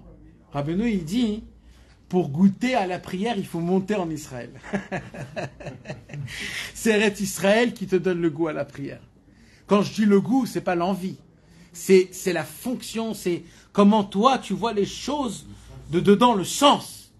C'est que en Eretz Israël, vraiment, qu'on a cette force de me manifester devant Hachem et de lui parler. On avait dit que c'était un cercle, Tfila, Nissim. Emouna, Tfila, Nissim, Eretz Israël, c'est un cercle, on a étudié, c'est obligé que ça se passe. Quand quelqu'un il est en dehors d'Eretz Israël, il peut prier, il peut avoir la Emouna, etc. Mais il manque énormément, il peut être à côté de la plaque toute une vie. Ouais, mais là, c'est pas le Inyan. Pourquoi? C'est pas le Inyan. Pourquoi? Parce que là, on ne parle pas de Eretz Israël ou pas Eretz Israël. Là, ça, c'est une idéologie. Non, parce que c'est une idéologie. Non, mais non, lui, il a posé une question à des gens qui sont pieuses, mais qui habitent en dehors d'Israël. Qui disent, je ne veux pas faire leur alia. Qui là, c'est pas une question de la. C'est pas une question. C'est pas une question. C'est parce que l'affaire Laïa, c'est un truc. Non, moi je voulais dire, ils étaient perdus en fait. Ah ouais, non, mais écoute. Pas perdus. Des gens qui ont très peu. Ils sont avec Hachem. Ils se languissent de ça ou est-ce qu'ils sont contre l'Alliance? Oui, ils sont contre la. Alexis, moi je crois que c'est très important de savoir ça. C'est que qu'on parle de prier et pas de prier, je parle uniquement de la conversation personnelle à mon créateur avec mes mots. Et moi, je peux te signer ça qu'il ne l'applique pas. Ah, tu peux répéter, j'ai pas compris. Ce que je parle uniquement de la prière qui emmène la Emouna, c'est quand un homme, il parle avec son créateur dans ses mots personnels. Quand il s'adresse, quand il pas justifier une prière, Hachem, intervient s'il te plaît dans ma parnassa car c'est compliqué. Ils sont sincères. Non, je ne parle pas de sincère ou pas sincère. Je parle d'évoquer Birlal. C'est-à-dire, je vais te donner un petit exemple très simple. Ça veut dire qu'une personne, elle va s'enfermer dans sa chambre pendant 30 minutes, fermée, et il va fermer ses yeux, et il va se concentrer comme si Hachem, il est en face de lui, et il va avoir un dialogue. Tu comprends? C'est de ça que je parle. Et ça, je suis sûr et certain que les gens qui ne font pas ça, ils peuvent à côté de leur plaque, même qu'ils sont sérieux, même qu'ils sont pieux, même qu'ils ont toutes les qualités. Mais il leur manque le langage. Comme on dit, la solution de 90% des problèmes, c'est la communication. Même dans la Vodat Hashem. Nathan, et surtout qu'au moment où tu dis, là, dans la pièce, oui, que le monsieur il s'imagine, c'est pas qu'il s'imagine, c'est qu'il a la émouna, on accède à avoir la émouna, que la Kadosh Baruch Hu, il est devant nous à ce moment-là. Ça veut dire l'homme qui parle et qui n'a pas la émouna, que Hachem il est devant moi, c'est bien, mais c'est pas la perfection. Exactement. La perfection, c'est qu'on a la émouna, que le Dieu vivant il est devant moi. Et il m'écoute, il est là, il est présent. Il est présent, mamash. Il y a un dialogue. Ça va à 12 citries. C'est deux sens. En plus, plus tu y crois et plus t'as... Voilà, c'est ça le niveau de montagne, champ et maison. Il y a des gens qui croient que pour parler à Hachem, il faut monter dans des montagnes. Il y a des gens qui croient que pour parler avec Hachem, il faut sortir de la maison, aller dans les champs. Dans les champs, ça veut dire dans le monde, etc. Et il y a des gens qui disent, mais au moment où je parle à Hachem, il est là, même si je suis dans mon lit, dans ma table à manger, dans mon salon. Il est là, Hachem, Babaït, il est dans la maison, Hachem. David Aver, il faisait des doutes sur la couverture. Sur la couette. J'ai toujours entendu que la Yémédite, il faut aller dans les champs. Oui, bien sûr, mais on parle pas, là on parle pas, c'est pas du tout ça ce qu'on parle, les chants. Les chants, on parle là de la Parnassa, on parle du Olamazé, on parle de... D'accord? Maintenant mes amis, tout ce qu'on a étudié... Exactement. Et elle est très haute. Plus on descend et plus c'est plus haut. Maintenant mes amis, on va lire, si vous me permettez, tout ce qu'on a étudié dans les lettres et les mots du Likutei Moharan. On est dans la Torah Yud Seif Gimel. Celui qui veut, à la fin du Choveret, elle est en français, le numéro 3, mais on va le lire en hébreu ici directement. Ou les Hakoum, pour les Goïm, il nous apprend Rabbi Nachman, nous on veut que le monde il reconnaisse Hachem dans le monde. C'est ça notre but. Notre but, c'est que le monde, même les Goïm, reconnaissent Hachem. Maintenant, comment on peut faire en sorte que même les Goïm reconnaissent Hachem? Tu t'imagines si je parle à un Goï en lui disant mets les téphilines, mets le tzitzit, etc. Grâce à ça, tu pourras parler. Il va dire mais t'es pas sérieux, j'espère. Je vais pas prendre une peau de vache et un pot de taureau et je vais me le mettre sur mon truc. C'est pas possible. Ça veut dire les gens ils vont pas capter. Même si je vais leur expliquer les plus grandes explications, les plus logiques, les plus ils vont pas avoir la émouna. Alors comment je pourrais expliquer, influencer, faire de la conscience, même au Goïm, la connaissance d'Akadosh Baruch Hu. Alors il dit Rabbeinu le'akum i efshar lehem leida, les Goïm ils ne peuvent pas avoir la connaissance Gdulato shel Akadosh Baruch Hu, la grandeur de Dieu, ils ne peuvent pas revoir la grandeur de Dieu. Ki im al yedei bechinat Yaakov, que à travers le niveau de Yaakov. Maison. Alors, mais d'après ce que tu dis là, ça veut dire que le niveau de maison, il est plus d'amour. Oui. Parce que même si le goy, il arrive à reconnaître Dieu dans le monde à cause de la maison, ça veut dire qu'en fait... Oui. D'un côté... Et c'est pour ça qu'en fait, Hachem, il dit que même les Goïm pourront venir Beth Amikdash quand il sera banni, parce qu'en fait, Beth Amikdash, c'est Yaakov. Donc en fait, il dit Rabbeinu, il y a un seul niveau que le monde peut reconnaître Hachem, c'est à travers Yaakov. Je répète, quand il a écrit ici les Goïm, c'est aussi qui? C'est aussi les Juifs qui sont éloignés. C'est-à-dire quand moi, je suis pas obligé, moi aussi je suis un éloigné. J'ai dans ma tête à moi, non, mais dans ma tête, j'ai des petits Goïm qui sont là qui parlent. Maintenant, ces petits Goïm qui sont là et qui me parlent, c'est eux qui me disent, eh ben, t'as pas besoin de prier pour ton café. Tu demandes à un truc qui te fait un café. Alors, il y a un petit gars qui te dit ça. Alors, lui aussi, je dois le... Voilà. Alors comment ça se passe? Il dit Rabbeinu, moi aussi, quelque part, je dois recevoir de Yaakov Avinu. Qui m'a aidé Bechinat Yaakov maintenant. Ah, ok. Alors, maintenant, d'où on apprend tout ce qu'on vient d'étudier là? D'où on apprend ça? Qui est Moshe Katou, comme c'est écrit. Il y a, au tout début du livre, Yeshaya. Vous savez que Yeshaya, c'est le prophète, on dit, le plus grand de tous les prophètes. Tous les prophètes qu'il y avait à l'époque, Yeshaya, c'était le plus grand. Dans tous les niveaux. Premièrement, les prophéties de Yeshaya, c'est les seules qui parlent du passé, du présent et du futur. Qui parlent avec des mots très élevés. Avec des tsiurim, comme on dit, des dessins dans ces mots qui sont très très... précis. Non, qui sont fabuleux, comme des poèmes, comme des métaphores qui sont parfaites. Yeshaya a eu le mérite de nous dévoiler et de nous écrire la façon de comment, à la fin des temps, ça va se passer. Les autres, ils n'ont pas parlé de ça. Il n'y a pas beaucoup qui ont parlé de ça. Et ainsi de suite. Le prophète Yeshaya, au tout début du livre, Perek Bet, il commence à décrire comment la fin va se passer. Et là-bas, il y a écrit quoi? Alors regardez, il y a le 3, le petit 3, regardez en bas. Il y a écrit Ve'alchu amim rabim. Plein de peuples marcheront alors. Ve'amru, et ils vont appeler les Juifs. Et ils vont dire Na'ale la Hashem. Venez, on monte vers la montagne de Dieu. El Bet Elohe Yaakov, dans la maison de Yaakov. Veyorenu midrachav, pour que Yaakov nous montre notre chemin à nous. C'est les goïms qui parlent. Venelcha beorchotav, pour qu'on puisse marcher dans le chemin de Yaakov.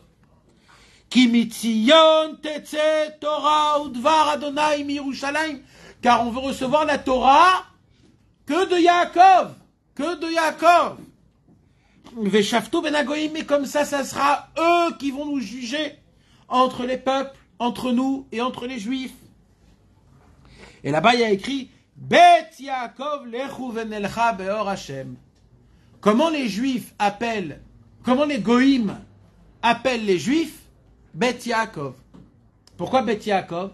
Parce que les Goïm, ils ont dit, au début, on a entendu Avraham, ça ne nous a pas concernés. Après, on a entendu Yitzhak, ça ne nous a pas concernés. Mais au moment où on a entendu Yaakov, là, on dit, on vient avec vous. Bet Yaakov, lechu venelcha beor Hashem. Donc Rabbeinu, il dit quoi? Que c'est quoi qui a fait faire connaître dans le futur que les Goïm, ils ont connu Hachem? C'est Bet Yaakov. Yaakov, Bait. Yaakov, Bait. C'est le niveau de Yaakov, c'est-à-dire qu'il a dévoilé le niveau de la maison, que Akadosh Baruch Hu, il est du niveau de la maison, c'est-à-dire qu'on peut le vivre même dans le particulier, dans le matériel, dans le spirituel, mais intime. Alors il explique Rabbi Nachman, Ki ou Gila Elokuto shel Akadosh Baruch Hu, car Yaakov Avinu a dévoilé la divinité d'Hashem Yitbarach, Yoter Mishara Avot, plus que ses pères. Plus que ses pères. Ça ne veut pas dire qu'il était plus grand, hein, mes amis, ne tombez pas dans ce... C'est juste des niveaux de dévoilement. Ça veut dire, si Yaakov Avinu c'était le premier, il ne pouvait pas lui-même aussi dévoiler... Ça devait se faire à travers le niveau, c'est comme ça. Si. Pourquoi? Il était plus grand qu'Abraham Avinu. Non, c'est ça que je veux dire. Non, on ne parle pas de grandeur. Excuse-moi, non, mais dans sa perception, même dans sa perception. Même dans sa perception, et c'est pour ça que j'ai dit que c'est très délicat d'expliquer ce que j'expliquais tout à l'heure pendant 1 heure. Parce qu'en vérité, c'est pas qu'Abraham Avinu ne trouvait pas le besoin d'Hachem dans des bajots. C'est pas ça. C'est que dans son niveau à lui, comment il a perçu les choses, il a trouvé que la Emouna parfaite, c'est à travers des très grandes choses. En fait, chaque avot, il a mis Tzamtzem et le Exactement. Et en fait, chaque patriarche, il a fait descendre Akadosh Baruch Hu dans notre... Comme si que nous, on peut intervenir encore plus. On peut faire intervenir Hachem dans notre propre... Et c'est que grâce à Abraham et Yitzhak. Donc, et ce que Yaakov Avinu, il a fait, c'est grâce à Abraham et Yitzhak. Donc, c'est pas... C'est pour ça que dans la prière, on dit Elohé Abraham, Elohé Yitzhak, Velohé Yaakov. Pourquoi? Parce que mamage, on se demande, on se tient devant Akadosh Baruch Hu, devant les 3 niveaux. Les 3 chemins. Il n'y a pas d'autre chemin. Et comme nous, on est ou ça, ou ça, ou ça, donc on est obligé de passer par ces chemins-là. Et ce qui est intéressant dans ça, mais Yaakov, oui, apparemment. Ce qui est intéressant, c'est qu'on ne parle que de Beth Yaakov, on ne parle pas d'Israël, en fait. On ne parle pas d'Israël. C'est-à-dire que Israël, c'est un daga au-dessus de Yaakov. Alors, on va voir peut-être... mais en tout cas, Yaakov Avinu, il a atteint, et c'est d'ailleurs la raison pour laquelle, mes amis, Yaakov Avinu... on va voir ça plus tard. Les Goïms, on a dit qu'eux, ils veulent aller par rapport à Beth Yaakov. Ouais. En fin de compte, c'est pas aussi parce que Abraham Avinu, il y avait quand même Ishmaël, et Israël, il y avait Essa, Edom. Donc du coup, eux, ils veulent plus de ça, ni d'Ishmaël, ni d'Edom. Non, mais eux, ils savent encore plus. C'est une confusion pour eux. Bah oui. Ils veulent que Israël parce qu'ils Exactement. Exactement. C'est ça le Exactement. C'est mamash ça. Eux, ils ont connu le chemin d'Abraham, ils ont connu le chemin de Yitzhak, et malgré tout cela, ils ne sont pas arrivés à réparer le monde. Et la preuve, c'est aujourd'hui. On voit ce qui se passe. Alors ils vont arriver à une conscience, qu'ils vont comprendre qu'on a besoin de Yaakov. Maintenant, c'est quoi Yaakov? C'est une conscience de prière d'Emouna que Rabbeinu, il va dévoiler. Que cette conscience-là, si on l'applique, si on est dedans, alors on va faire en sorte que les Goïm, ils vont voir Dieu à travers nous, comment nous, on va prier. C'est-à-dire, venez maintenant, on fait une imagination, d'accord? Maintenant, viens, on fait une imagination de malade mental. Voilà, à Spielberg. Mais comme Yaakov Avinu, Behemet Leshem Shamaim, comme Mashiach Tzidkenu. D'accord? Imagine-toi la guerre là, ils ont fait ce qu'ils nous ont fait, 1400, etc., etc. D'accord? Imaginez-vous, je dis des bêtises, mais c'est juste pour faire une image, d'accord?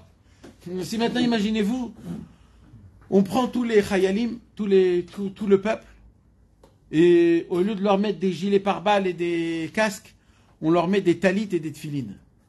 D'accord? Ils ont chacun dans leur main droite un likouté moharan et dans leur main gauche un likouté tfilot. Dans leur poche, ils ont un teilim, et c'est tout. Et ils vont aller, Be'emouna, Shlema, ils vont marcher dans Gaza avec ça, comme Mashiach le fera quand il viendra. Rabbeinu, il a dit, Mashiach va conquérir le monde sans une seule balle, il a dit Rabbeinu. Une seule balle, il ne va pas être tiré. Maintenant, imaginez-vous réellement, le peuple juif se met réellement, à 100% à la Emouna. Mamash. Pourquoi? Parce qu'on a atteint ce niveau de Yaakov Avinu. Sachez-le qu'à ce moment-là même, les miracles qui vont se passer à l'époque, ce sont des miracles comme notre sortie d'Égypte. Et à ce moment-là même, c'est qui va voir ça? C'est le monde qui va voir comment Hachem il est avec nous. Et ça va faire quoi? Ça va emmener le monde à croire dans Akadosh Baruch Hu. C'est ça c'est comme ça que ça doit se passer. Maintenant, je suis obligé de terminer. Maintenant, on n'a pas le droit de le faire si on n'atteint pas ce niveau. Ça s'appelle du ribouillard, ça s'appelle de l'hypocrisie. Il faut atteindre ce niveau d'Emouna. Et c'est ça qui dira Benou. Il vous manque ce niveau d'Emouna. On a besoin d'atteindre ce niveau d'Emouna. Tant qu'on n'est pas arrivé à ça, alors, quand les Égyptiens ils sont venus combattre contre les Juifs quand on était en face de la mer, comment ça se fait qu'on ne s'est pas retourné et on n'a pas combattu contre les Égyptiens? Ça y est, on est en dehors d'Égypte. On a Moshe Rabbeinu, on a Yoshua Binoun, on est hyper équipés, on est sortis avec de l'oseille. Allez, viens, on les bouffe, on les avale, les Égyptiens, il restait plus rien avec les diplés. Comment ça se fait qu'on est resté comme ça et on n'a rien fait figé? Mais oh, vous êtes quoi, des mous? Non, parce que Moshe Rabbeinu leur a expliqué que ce combat-là, c'est un combat d'Emouna. Ça va pas aller avec les... Et Hachem, il leur a fait montrer la mer, elle s'est ouverte en deux, ils ont marché. Qui aurait cru? C'est des miracles comme ça que nous, on doit s'attendre. Mais si on n'est pas prêt à les attendre, donc il faut faire des choses pour ça, alors c'est un problème. Il y a un truc que je ne comprends pas là-dedans, c'est que je crois que c'est dans les Gemara, on dit quel était le roi qui avait le plus d'Emouna. On cite 4 rois, Rizkiyahu Améler, jusqu'à David Améler. Rizkiyahu, il a rien fait le soir de Pessah, il a été dormir. Toute l'armée de Saint-Rive est morte devant lui. Et les différents rois, on explique que eux, ils avaient une émouna, mais qu'ils appliquaient de plus en plus dans... On ne parle pas d'émouna là-bas. C'est pas de la émouna qu'on parle. On parle d'émouna. Non, c'est pas de la émouna. C'est de la force. Là-bas, les rois, ils disent à Hachem, c'est David Améler, Yehoshaphat, Asa et Rizkiyahu. Un, il a dit, je vais combattre. David Améler, il a dit, je rentre là-bas. C'est parce qu'il avait de la émouna, c'est parce qu'il combattait. Mais après, Asa, il a dit, Elikor, j'ai pas la force. Yehoshaphat aussi a dit, moi, j'ai pas la force. En fait, c'était de la corps, c'était de la force. C'était pas de la force de émouna, on parle pas de la émouna. C'était pas des niveaux de émouna. C'était de la force matérielle, la force d'aller, de rentrer, de repartir. Il disait Hachem, voilà Hachem, on peut pas rentrer en combat là. Alors moi je vais aller dormir et toi tu feras le combat et demain je vais me réveiller et ça sera déjà dans la poche. Ils n'ont pas dû s'appeler de là. Parce que on peut pas demander ça à Hachem. Mais c'est une émouna ça. On peut pas demander ça. Il y a écrit qu'un homme il ne peut pas. J'ai fait schéma, je vais dormir. Hein? Il a dit j'ai fait schéma, etc. Oui, Rizkiyahu il peut le faire parce que lui c'est Rizkiyahu, mais nous, c'était des niveaux de... Lui, c'est le dernier, c'est pas les autres, non. Les autres, c'était des niveaux, c'était le dernier, il n'y avait plus personne après lui. Mais ça veut dire, nous, on doit faire ce qu'on peut. On ne peut pas remettre tout à Hachem comme si que je vais aller dormir. Hachem, il dit, moi, je me bats, quand toi aussi, tu te bats.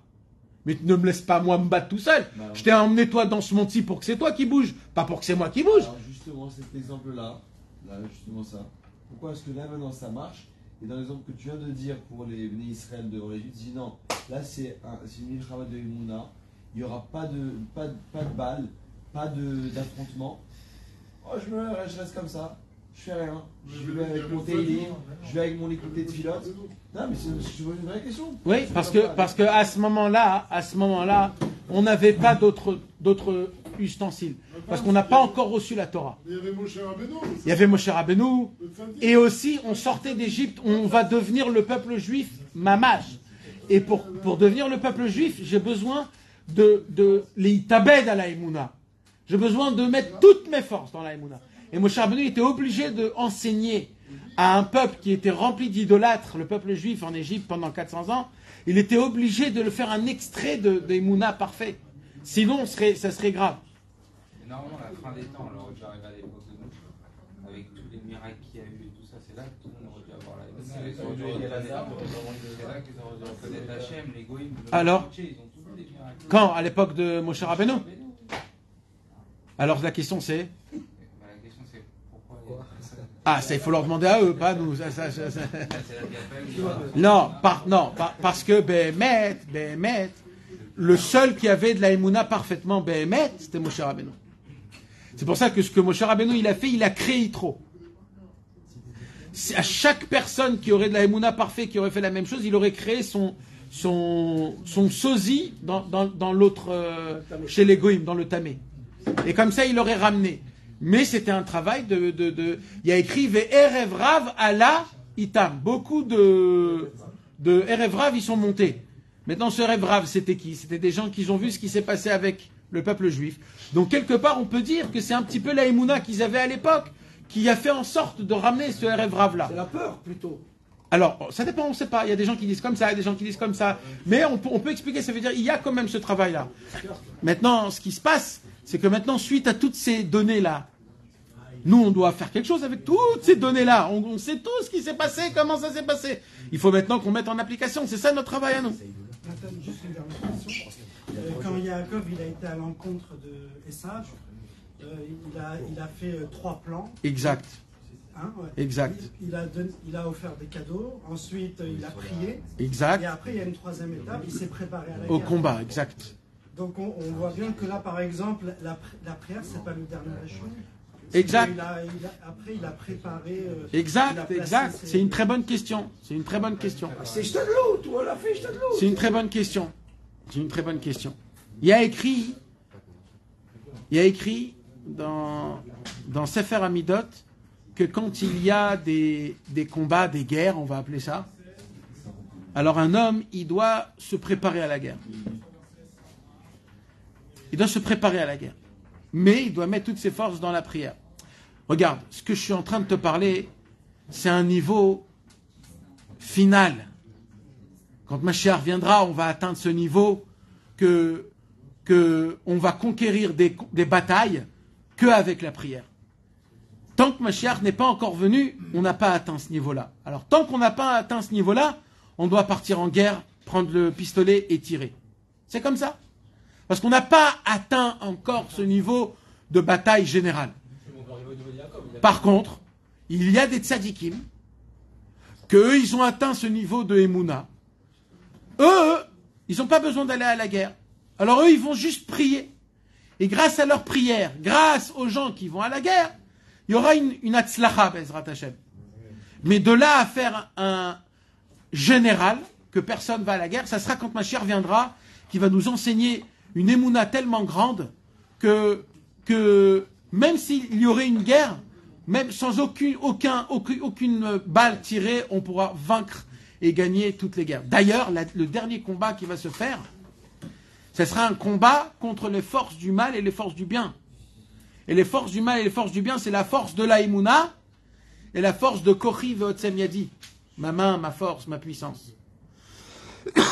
Et on va voir, quand par exemple, j'ai déjà dit, mais je le répète, et encore une fois, je le répète.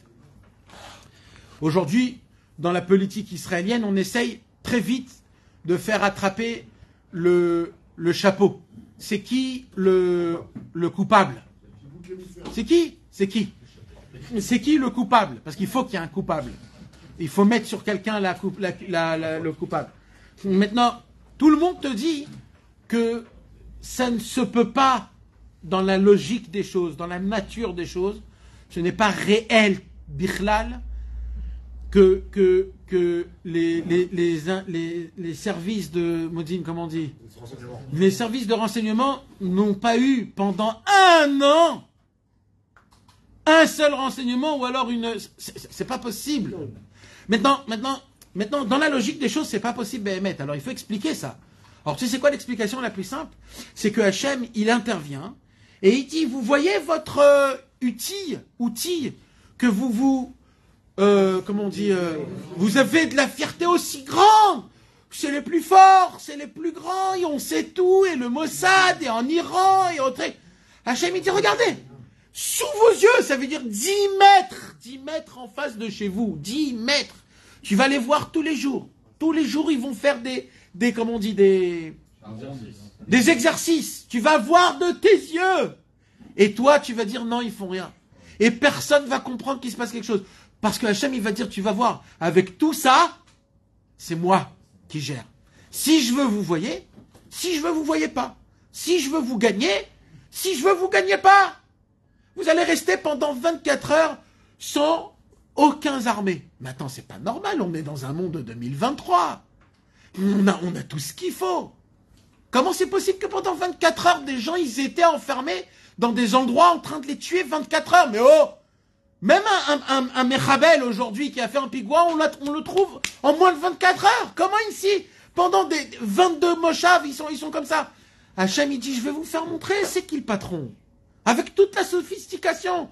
Vous allez comprendre que, je dis pas que je suis contre. Mais Hakadosh Baruch Hu, il dit, rappelez-vous quand même, il y a un en haut dans le ciel qui prend les commandes et lui, il fait ce qu'il veut. Il sait quoi faire, comment faire. Je continue, mes amis. Qui Avram, Keraouar. Avram Avinu, comment il a appelé Hachem? La montagne. Veyitzrak, Karaou Sadeh. Comment Yitzhak il a appelé Hachem? Il a appelé le Sadeh, le champ. Vesadeh ou Yoter Moussad Venitzrach Leolam Mehar. Maintenant, dans des champs, il y a plus de personnes que dans des montagnes, ou pas? Les montagnes, c'est que 1 ou 2 personnes qui doivent faire la shmira. La garde. Par contre, dans les champs, c'est tous les travailleurs. Donc Yitzhak, lui, quand il parlait d'Hachem, il avait chez lui, il avait le langage, il arrivait à parler d'Hachem et de faire convaincre les gens qui sont dans les champs. Ve Yaakov, Keraou Bait. Mais Yaakov Avinu, il a fait rentrer la notion d'Hachem, même pour tout type de personnes qui ont un toit sur sa tête. C'est qui? C'est tout le monde en entier. Sheu Makom Mishuv Libne Adam Yoter Misadeh, que c'est un endroit qui est habitable plus que dans des champs. Aïnou, c'est-à-dire, chez Yaakov, Kara et Mekom Bet Amigdash ou Mekom Atfila, Bait, Sheu Mekom Mishuv Libne Adam. Ça veut dire que Yaakov Avinu, il a appelé le Bet Amigdash, il l'a appelé la maison. Comment Avraham Avinu, il a appelé le Bet Amigdash? Il a appelé la montagne. Comment Yitzhak, il a appelé le Bet Amigdash? Il a appelé le champ. Comment Yaakov Avinu, il a appelé le Bet Amigdash? Il a appelé ma maison. Ça veut dire quoi, ça? Ça veut dire que le Bet Amigdash, c'est quelque chose de très pur, de très haut, de très grand, de très... Alors Avraham Avinu, il a appelé Hashem, la montagne de Dieu. Qui peut monter? Peu de gens peuvent monter. C'est une montagne. C'est... Yitzhak, il a dit, non, le Bet Amigdash, c'est un sadé. Il y a plus de passages, il y a plus de... On peut y aller, celui qui veut, il peut, celui qui a de l'audace, il peut, celui qui sort, il peut. Yaakov, il a dit, non, le Bet Amigdash, c'est une maison. On a tous une maison, le Bet Amigdash, c'est pour tout le monde. Le Midrash Shochar Tov, il rapporte un Midrash en disant, un jour, le roi avait 3 garçons. Et le roi a voulu créer son royaume. Alors il a cherché un endroit, et en cherchant l'endroit, il trouve l'endroit, il appelle son premier fils, il lui dit, fiston, Avi, Boena, viens ici. Avi, qu'est-ce que t'en penses de cet emplacement? Je veux construire mon royaume ici. Et là, Avi, il le regarde, il dit, mais il n'y avait pas à l'époque une montagne? Ça a l'air d'une montagne, cet endroit-là. Alors le père, il a pris Avi, il lui a donné une baffe, il lui a dit, vas-y, rentre chez toi à la maison. Il a appelé son deuxième enfant, Itzik. Itzik, viens ici. Il dit, t'as vu cet endroit, je veux construire mon royaume là. Itzik, il regarde l'endroit. Il dit, mais on dirait que c'est un champ. C'est là-bas que tu vas créer ton royaume, c'est un champ. Il lui a donné une baffe, et là, il a appelé Kobe. Kobe, où t'es?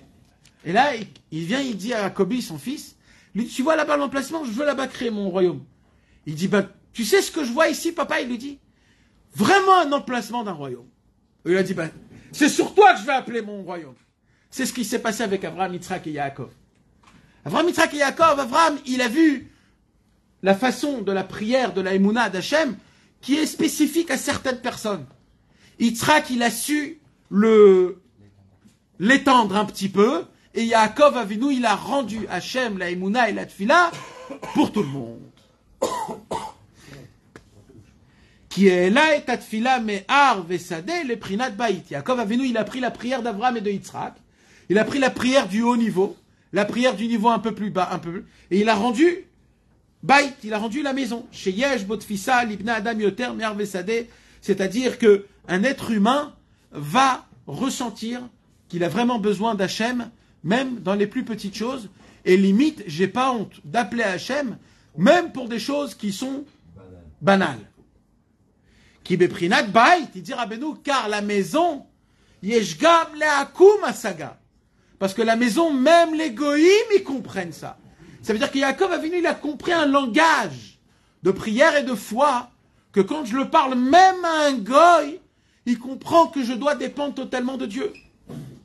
Que Moshe Katou, d'où Rabbeinu il apprend ça, car c'est écrit, Ki beiti bet fila ikare le cholamim. C'est quand que ma maison, elle sera pour tous les peuples, quand ma maison va s'appeler Bait. Ki beiti Bet fila, ikare le cholamim. Quand mon nom sera, c'est quand mon nom sera prononcé dans tous les peuples, quand mon temple sera appelé une maison. Je répète, mes amis, si nous, dans notre tête, on n'arrive pas à atteindre ce niveau, qu'on dépend totalement de la tfila, c'est qu'on est encore dans ce statut, qu'on n'a pas atteint que Hachem, il est du niveau de la maison. On est encore dans la montagne, ou encore dans les champs, où ça se peut pas du tout dans le contexte. Non, mais c'est réellement ce que je suis en train de vous dire. Ukshehu beprinat bait, il dit Rabbeinu, quand un homme, il atteint Dieu du niveau de la maison, itiakar shma ila kaniskarleil. C'est à ce moment-là même que quand il va prier ce juif du niveau de bait, et que les gens vont voir comment il fait rentrer Hachem, même pour les toutes petites choses, et malgré cela, Dieu le répond, les gens vont dire, regarde comment Dieu l'écoute, ils vont se rapprocher d'Akadosh Baruch Hu, et il va faire montrer qu'Hachem, il est là, même au plus petit des niveaux du besoin de la personne. Vous avez compris, mes amis? Moshe Rabbeinu est arrivé au niveau de Yaakov pour que Yitro... Exactement. C'est comme ça qu'Yitro il s'est rapproché. Quand Moshe Rabbeinu il a prié Hachem de manière, comme Yaakov Avinu de la maison, il a prié pour les diplés et pour la maison. Il a fait en sorte que grâce à ça, Yitro, parce qu'il y a écrit Vaishma Yitro. Rachid dit Mashmua Shama. C'est quoi qu'il a entendu? Il a entendu la prière de Moshe. Il a entendu comment Moshe il demande à Hachem. Fait que quand il marche dans l'eau, alors leurs pieds vont pas se mouiller. Ouais, mais tu vois qu'Hachem il a dit à Moshe, allez, arrête de prier. Matitza Kelai, Daber El Bnei Israël, Vaïsaou. Ça, il n'a pas entendu. C'est que Hachem qui a dit à Moshe. D'accord, mais tu parles de la tefila. Oui, mais ça veut dire que. 2 fois il arrête dans sa tefila. Une fois il arrête au Yamsof, une fois il arrête en Retzral, il arrête de prier. Il a dit c'est bon, on fait. Non, parce que dans Rashi, il y a écrit qu'il a entendu 2 choses. 1, c'est la mer qui s'ouvre, et 2, c'est quoi? C'est quoi le deuxième? Milchemet Amalek. Elle s'est fait comment? Le combat d'Amalek. Comment il s'est fait? Comment il s'est fait, Alexis? Le combat que Moshe Rabbeinu a fait, le premier combat dans sa vie en entière. C'était le combat contre Amalek. Il envoie Yoshua Binoun, son général de guerre, et il lui dit, toi tu vas te battre. Et ok, Yoshua dit, ok, où je te situe toi, Moshe? Il lui dit, non. Moi, je vais monter sur la montagne, et je vais prier Hachem. Et là, on dit quoi? que quand il levait les mains en haut, il gagnait, quand les mains ils étaient en bas, il perdait. Et Aaron, il lui tenait les mains. Et Aaron et Rour, ils lui tenaient les mains. Maintenant, je comprends pas. Je comprends pas exactement. C'est un arbitrage, mon cher Rabbeinu. Qu'est-ce qu'il est en train de faire? Il n'a pas des drapeaux, des trucs comme ça? Qu'est-ce qu'il fait? C'est quoi ce union-là? Alors, qu'est-ce qu'il a écrit? Vayehi Yadav Emuna Adbo Hashemesh. Vayehi Yadav Emuna. La Torah, elle dit, ses mains sont devenues de la Emuna. Tellement il priait que ses mains sont devenues de la Emuna. Et il sentait que tout le combat, Moshe Rabbeinu le faisait à travers sa Emouna et sa Tfila. Quand il sentait qu'il perdait de la Emouna, Moshe, qu'il tombait, le combat ne se faisait pas. Donc c'est la plus grande preuve que notre but réel, essentiel, final, c'est que la dernière guerre qui se ferait contre le monde en entier et les Juifs, ça sera une guerre de date, comme on dit, de religion mamash, en sortant avec le Sefer Torah, avec les shofarot, avec les tefillin, et c'est sur ça que David Amelech il a dit, Ele barechev, ve'ele basusim, ve'anachnu, be'shem Adonai Eloheinu naskir. Et alors il va se passer quoi? Emakaru ve'nafalu. Nous, eux ils vont tomber, ve'anachnu kamnu vanitodad, et nous on va se réveiller. Mais comment ça va se passer?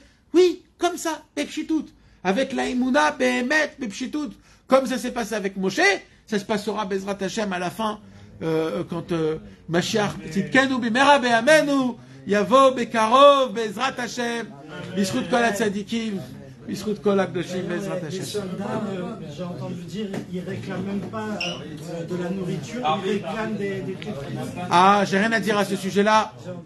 C'est des tzadikim, amitim, tous ceux qui sont là-bas. Non mais c'est certain que Chas v'Shalom, je parle pas c'est des tzadikim amitim. Bon, maintenant Bezrat Hashem, Hashem Yazor que. On m'a raconté une histoire, le fils d'un survivant d'Auschwitz. Il nous racontait à la Souda qu'il y avait un groupe de Barourim, Breslev, qui ont été déportés à Auschwitz. Vous connaissez l'histoire, non? Et on leur a dit, demain, bon, on les a récupérés, on leur a dit, vous allez monter là-bas au gaz. Et quand ils sont arrivés au gaz, ils ont commencé à danser et à chanter. Et l'Allemand là-bas, il m'a dit, qu'est-ce que vous faites? Il a dit, nous, on est le chef.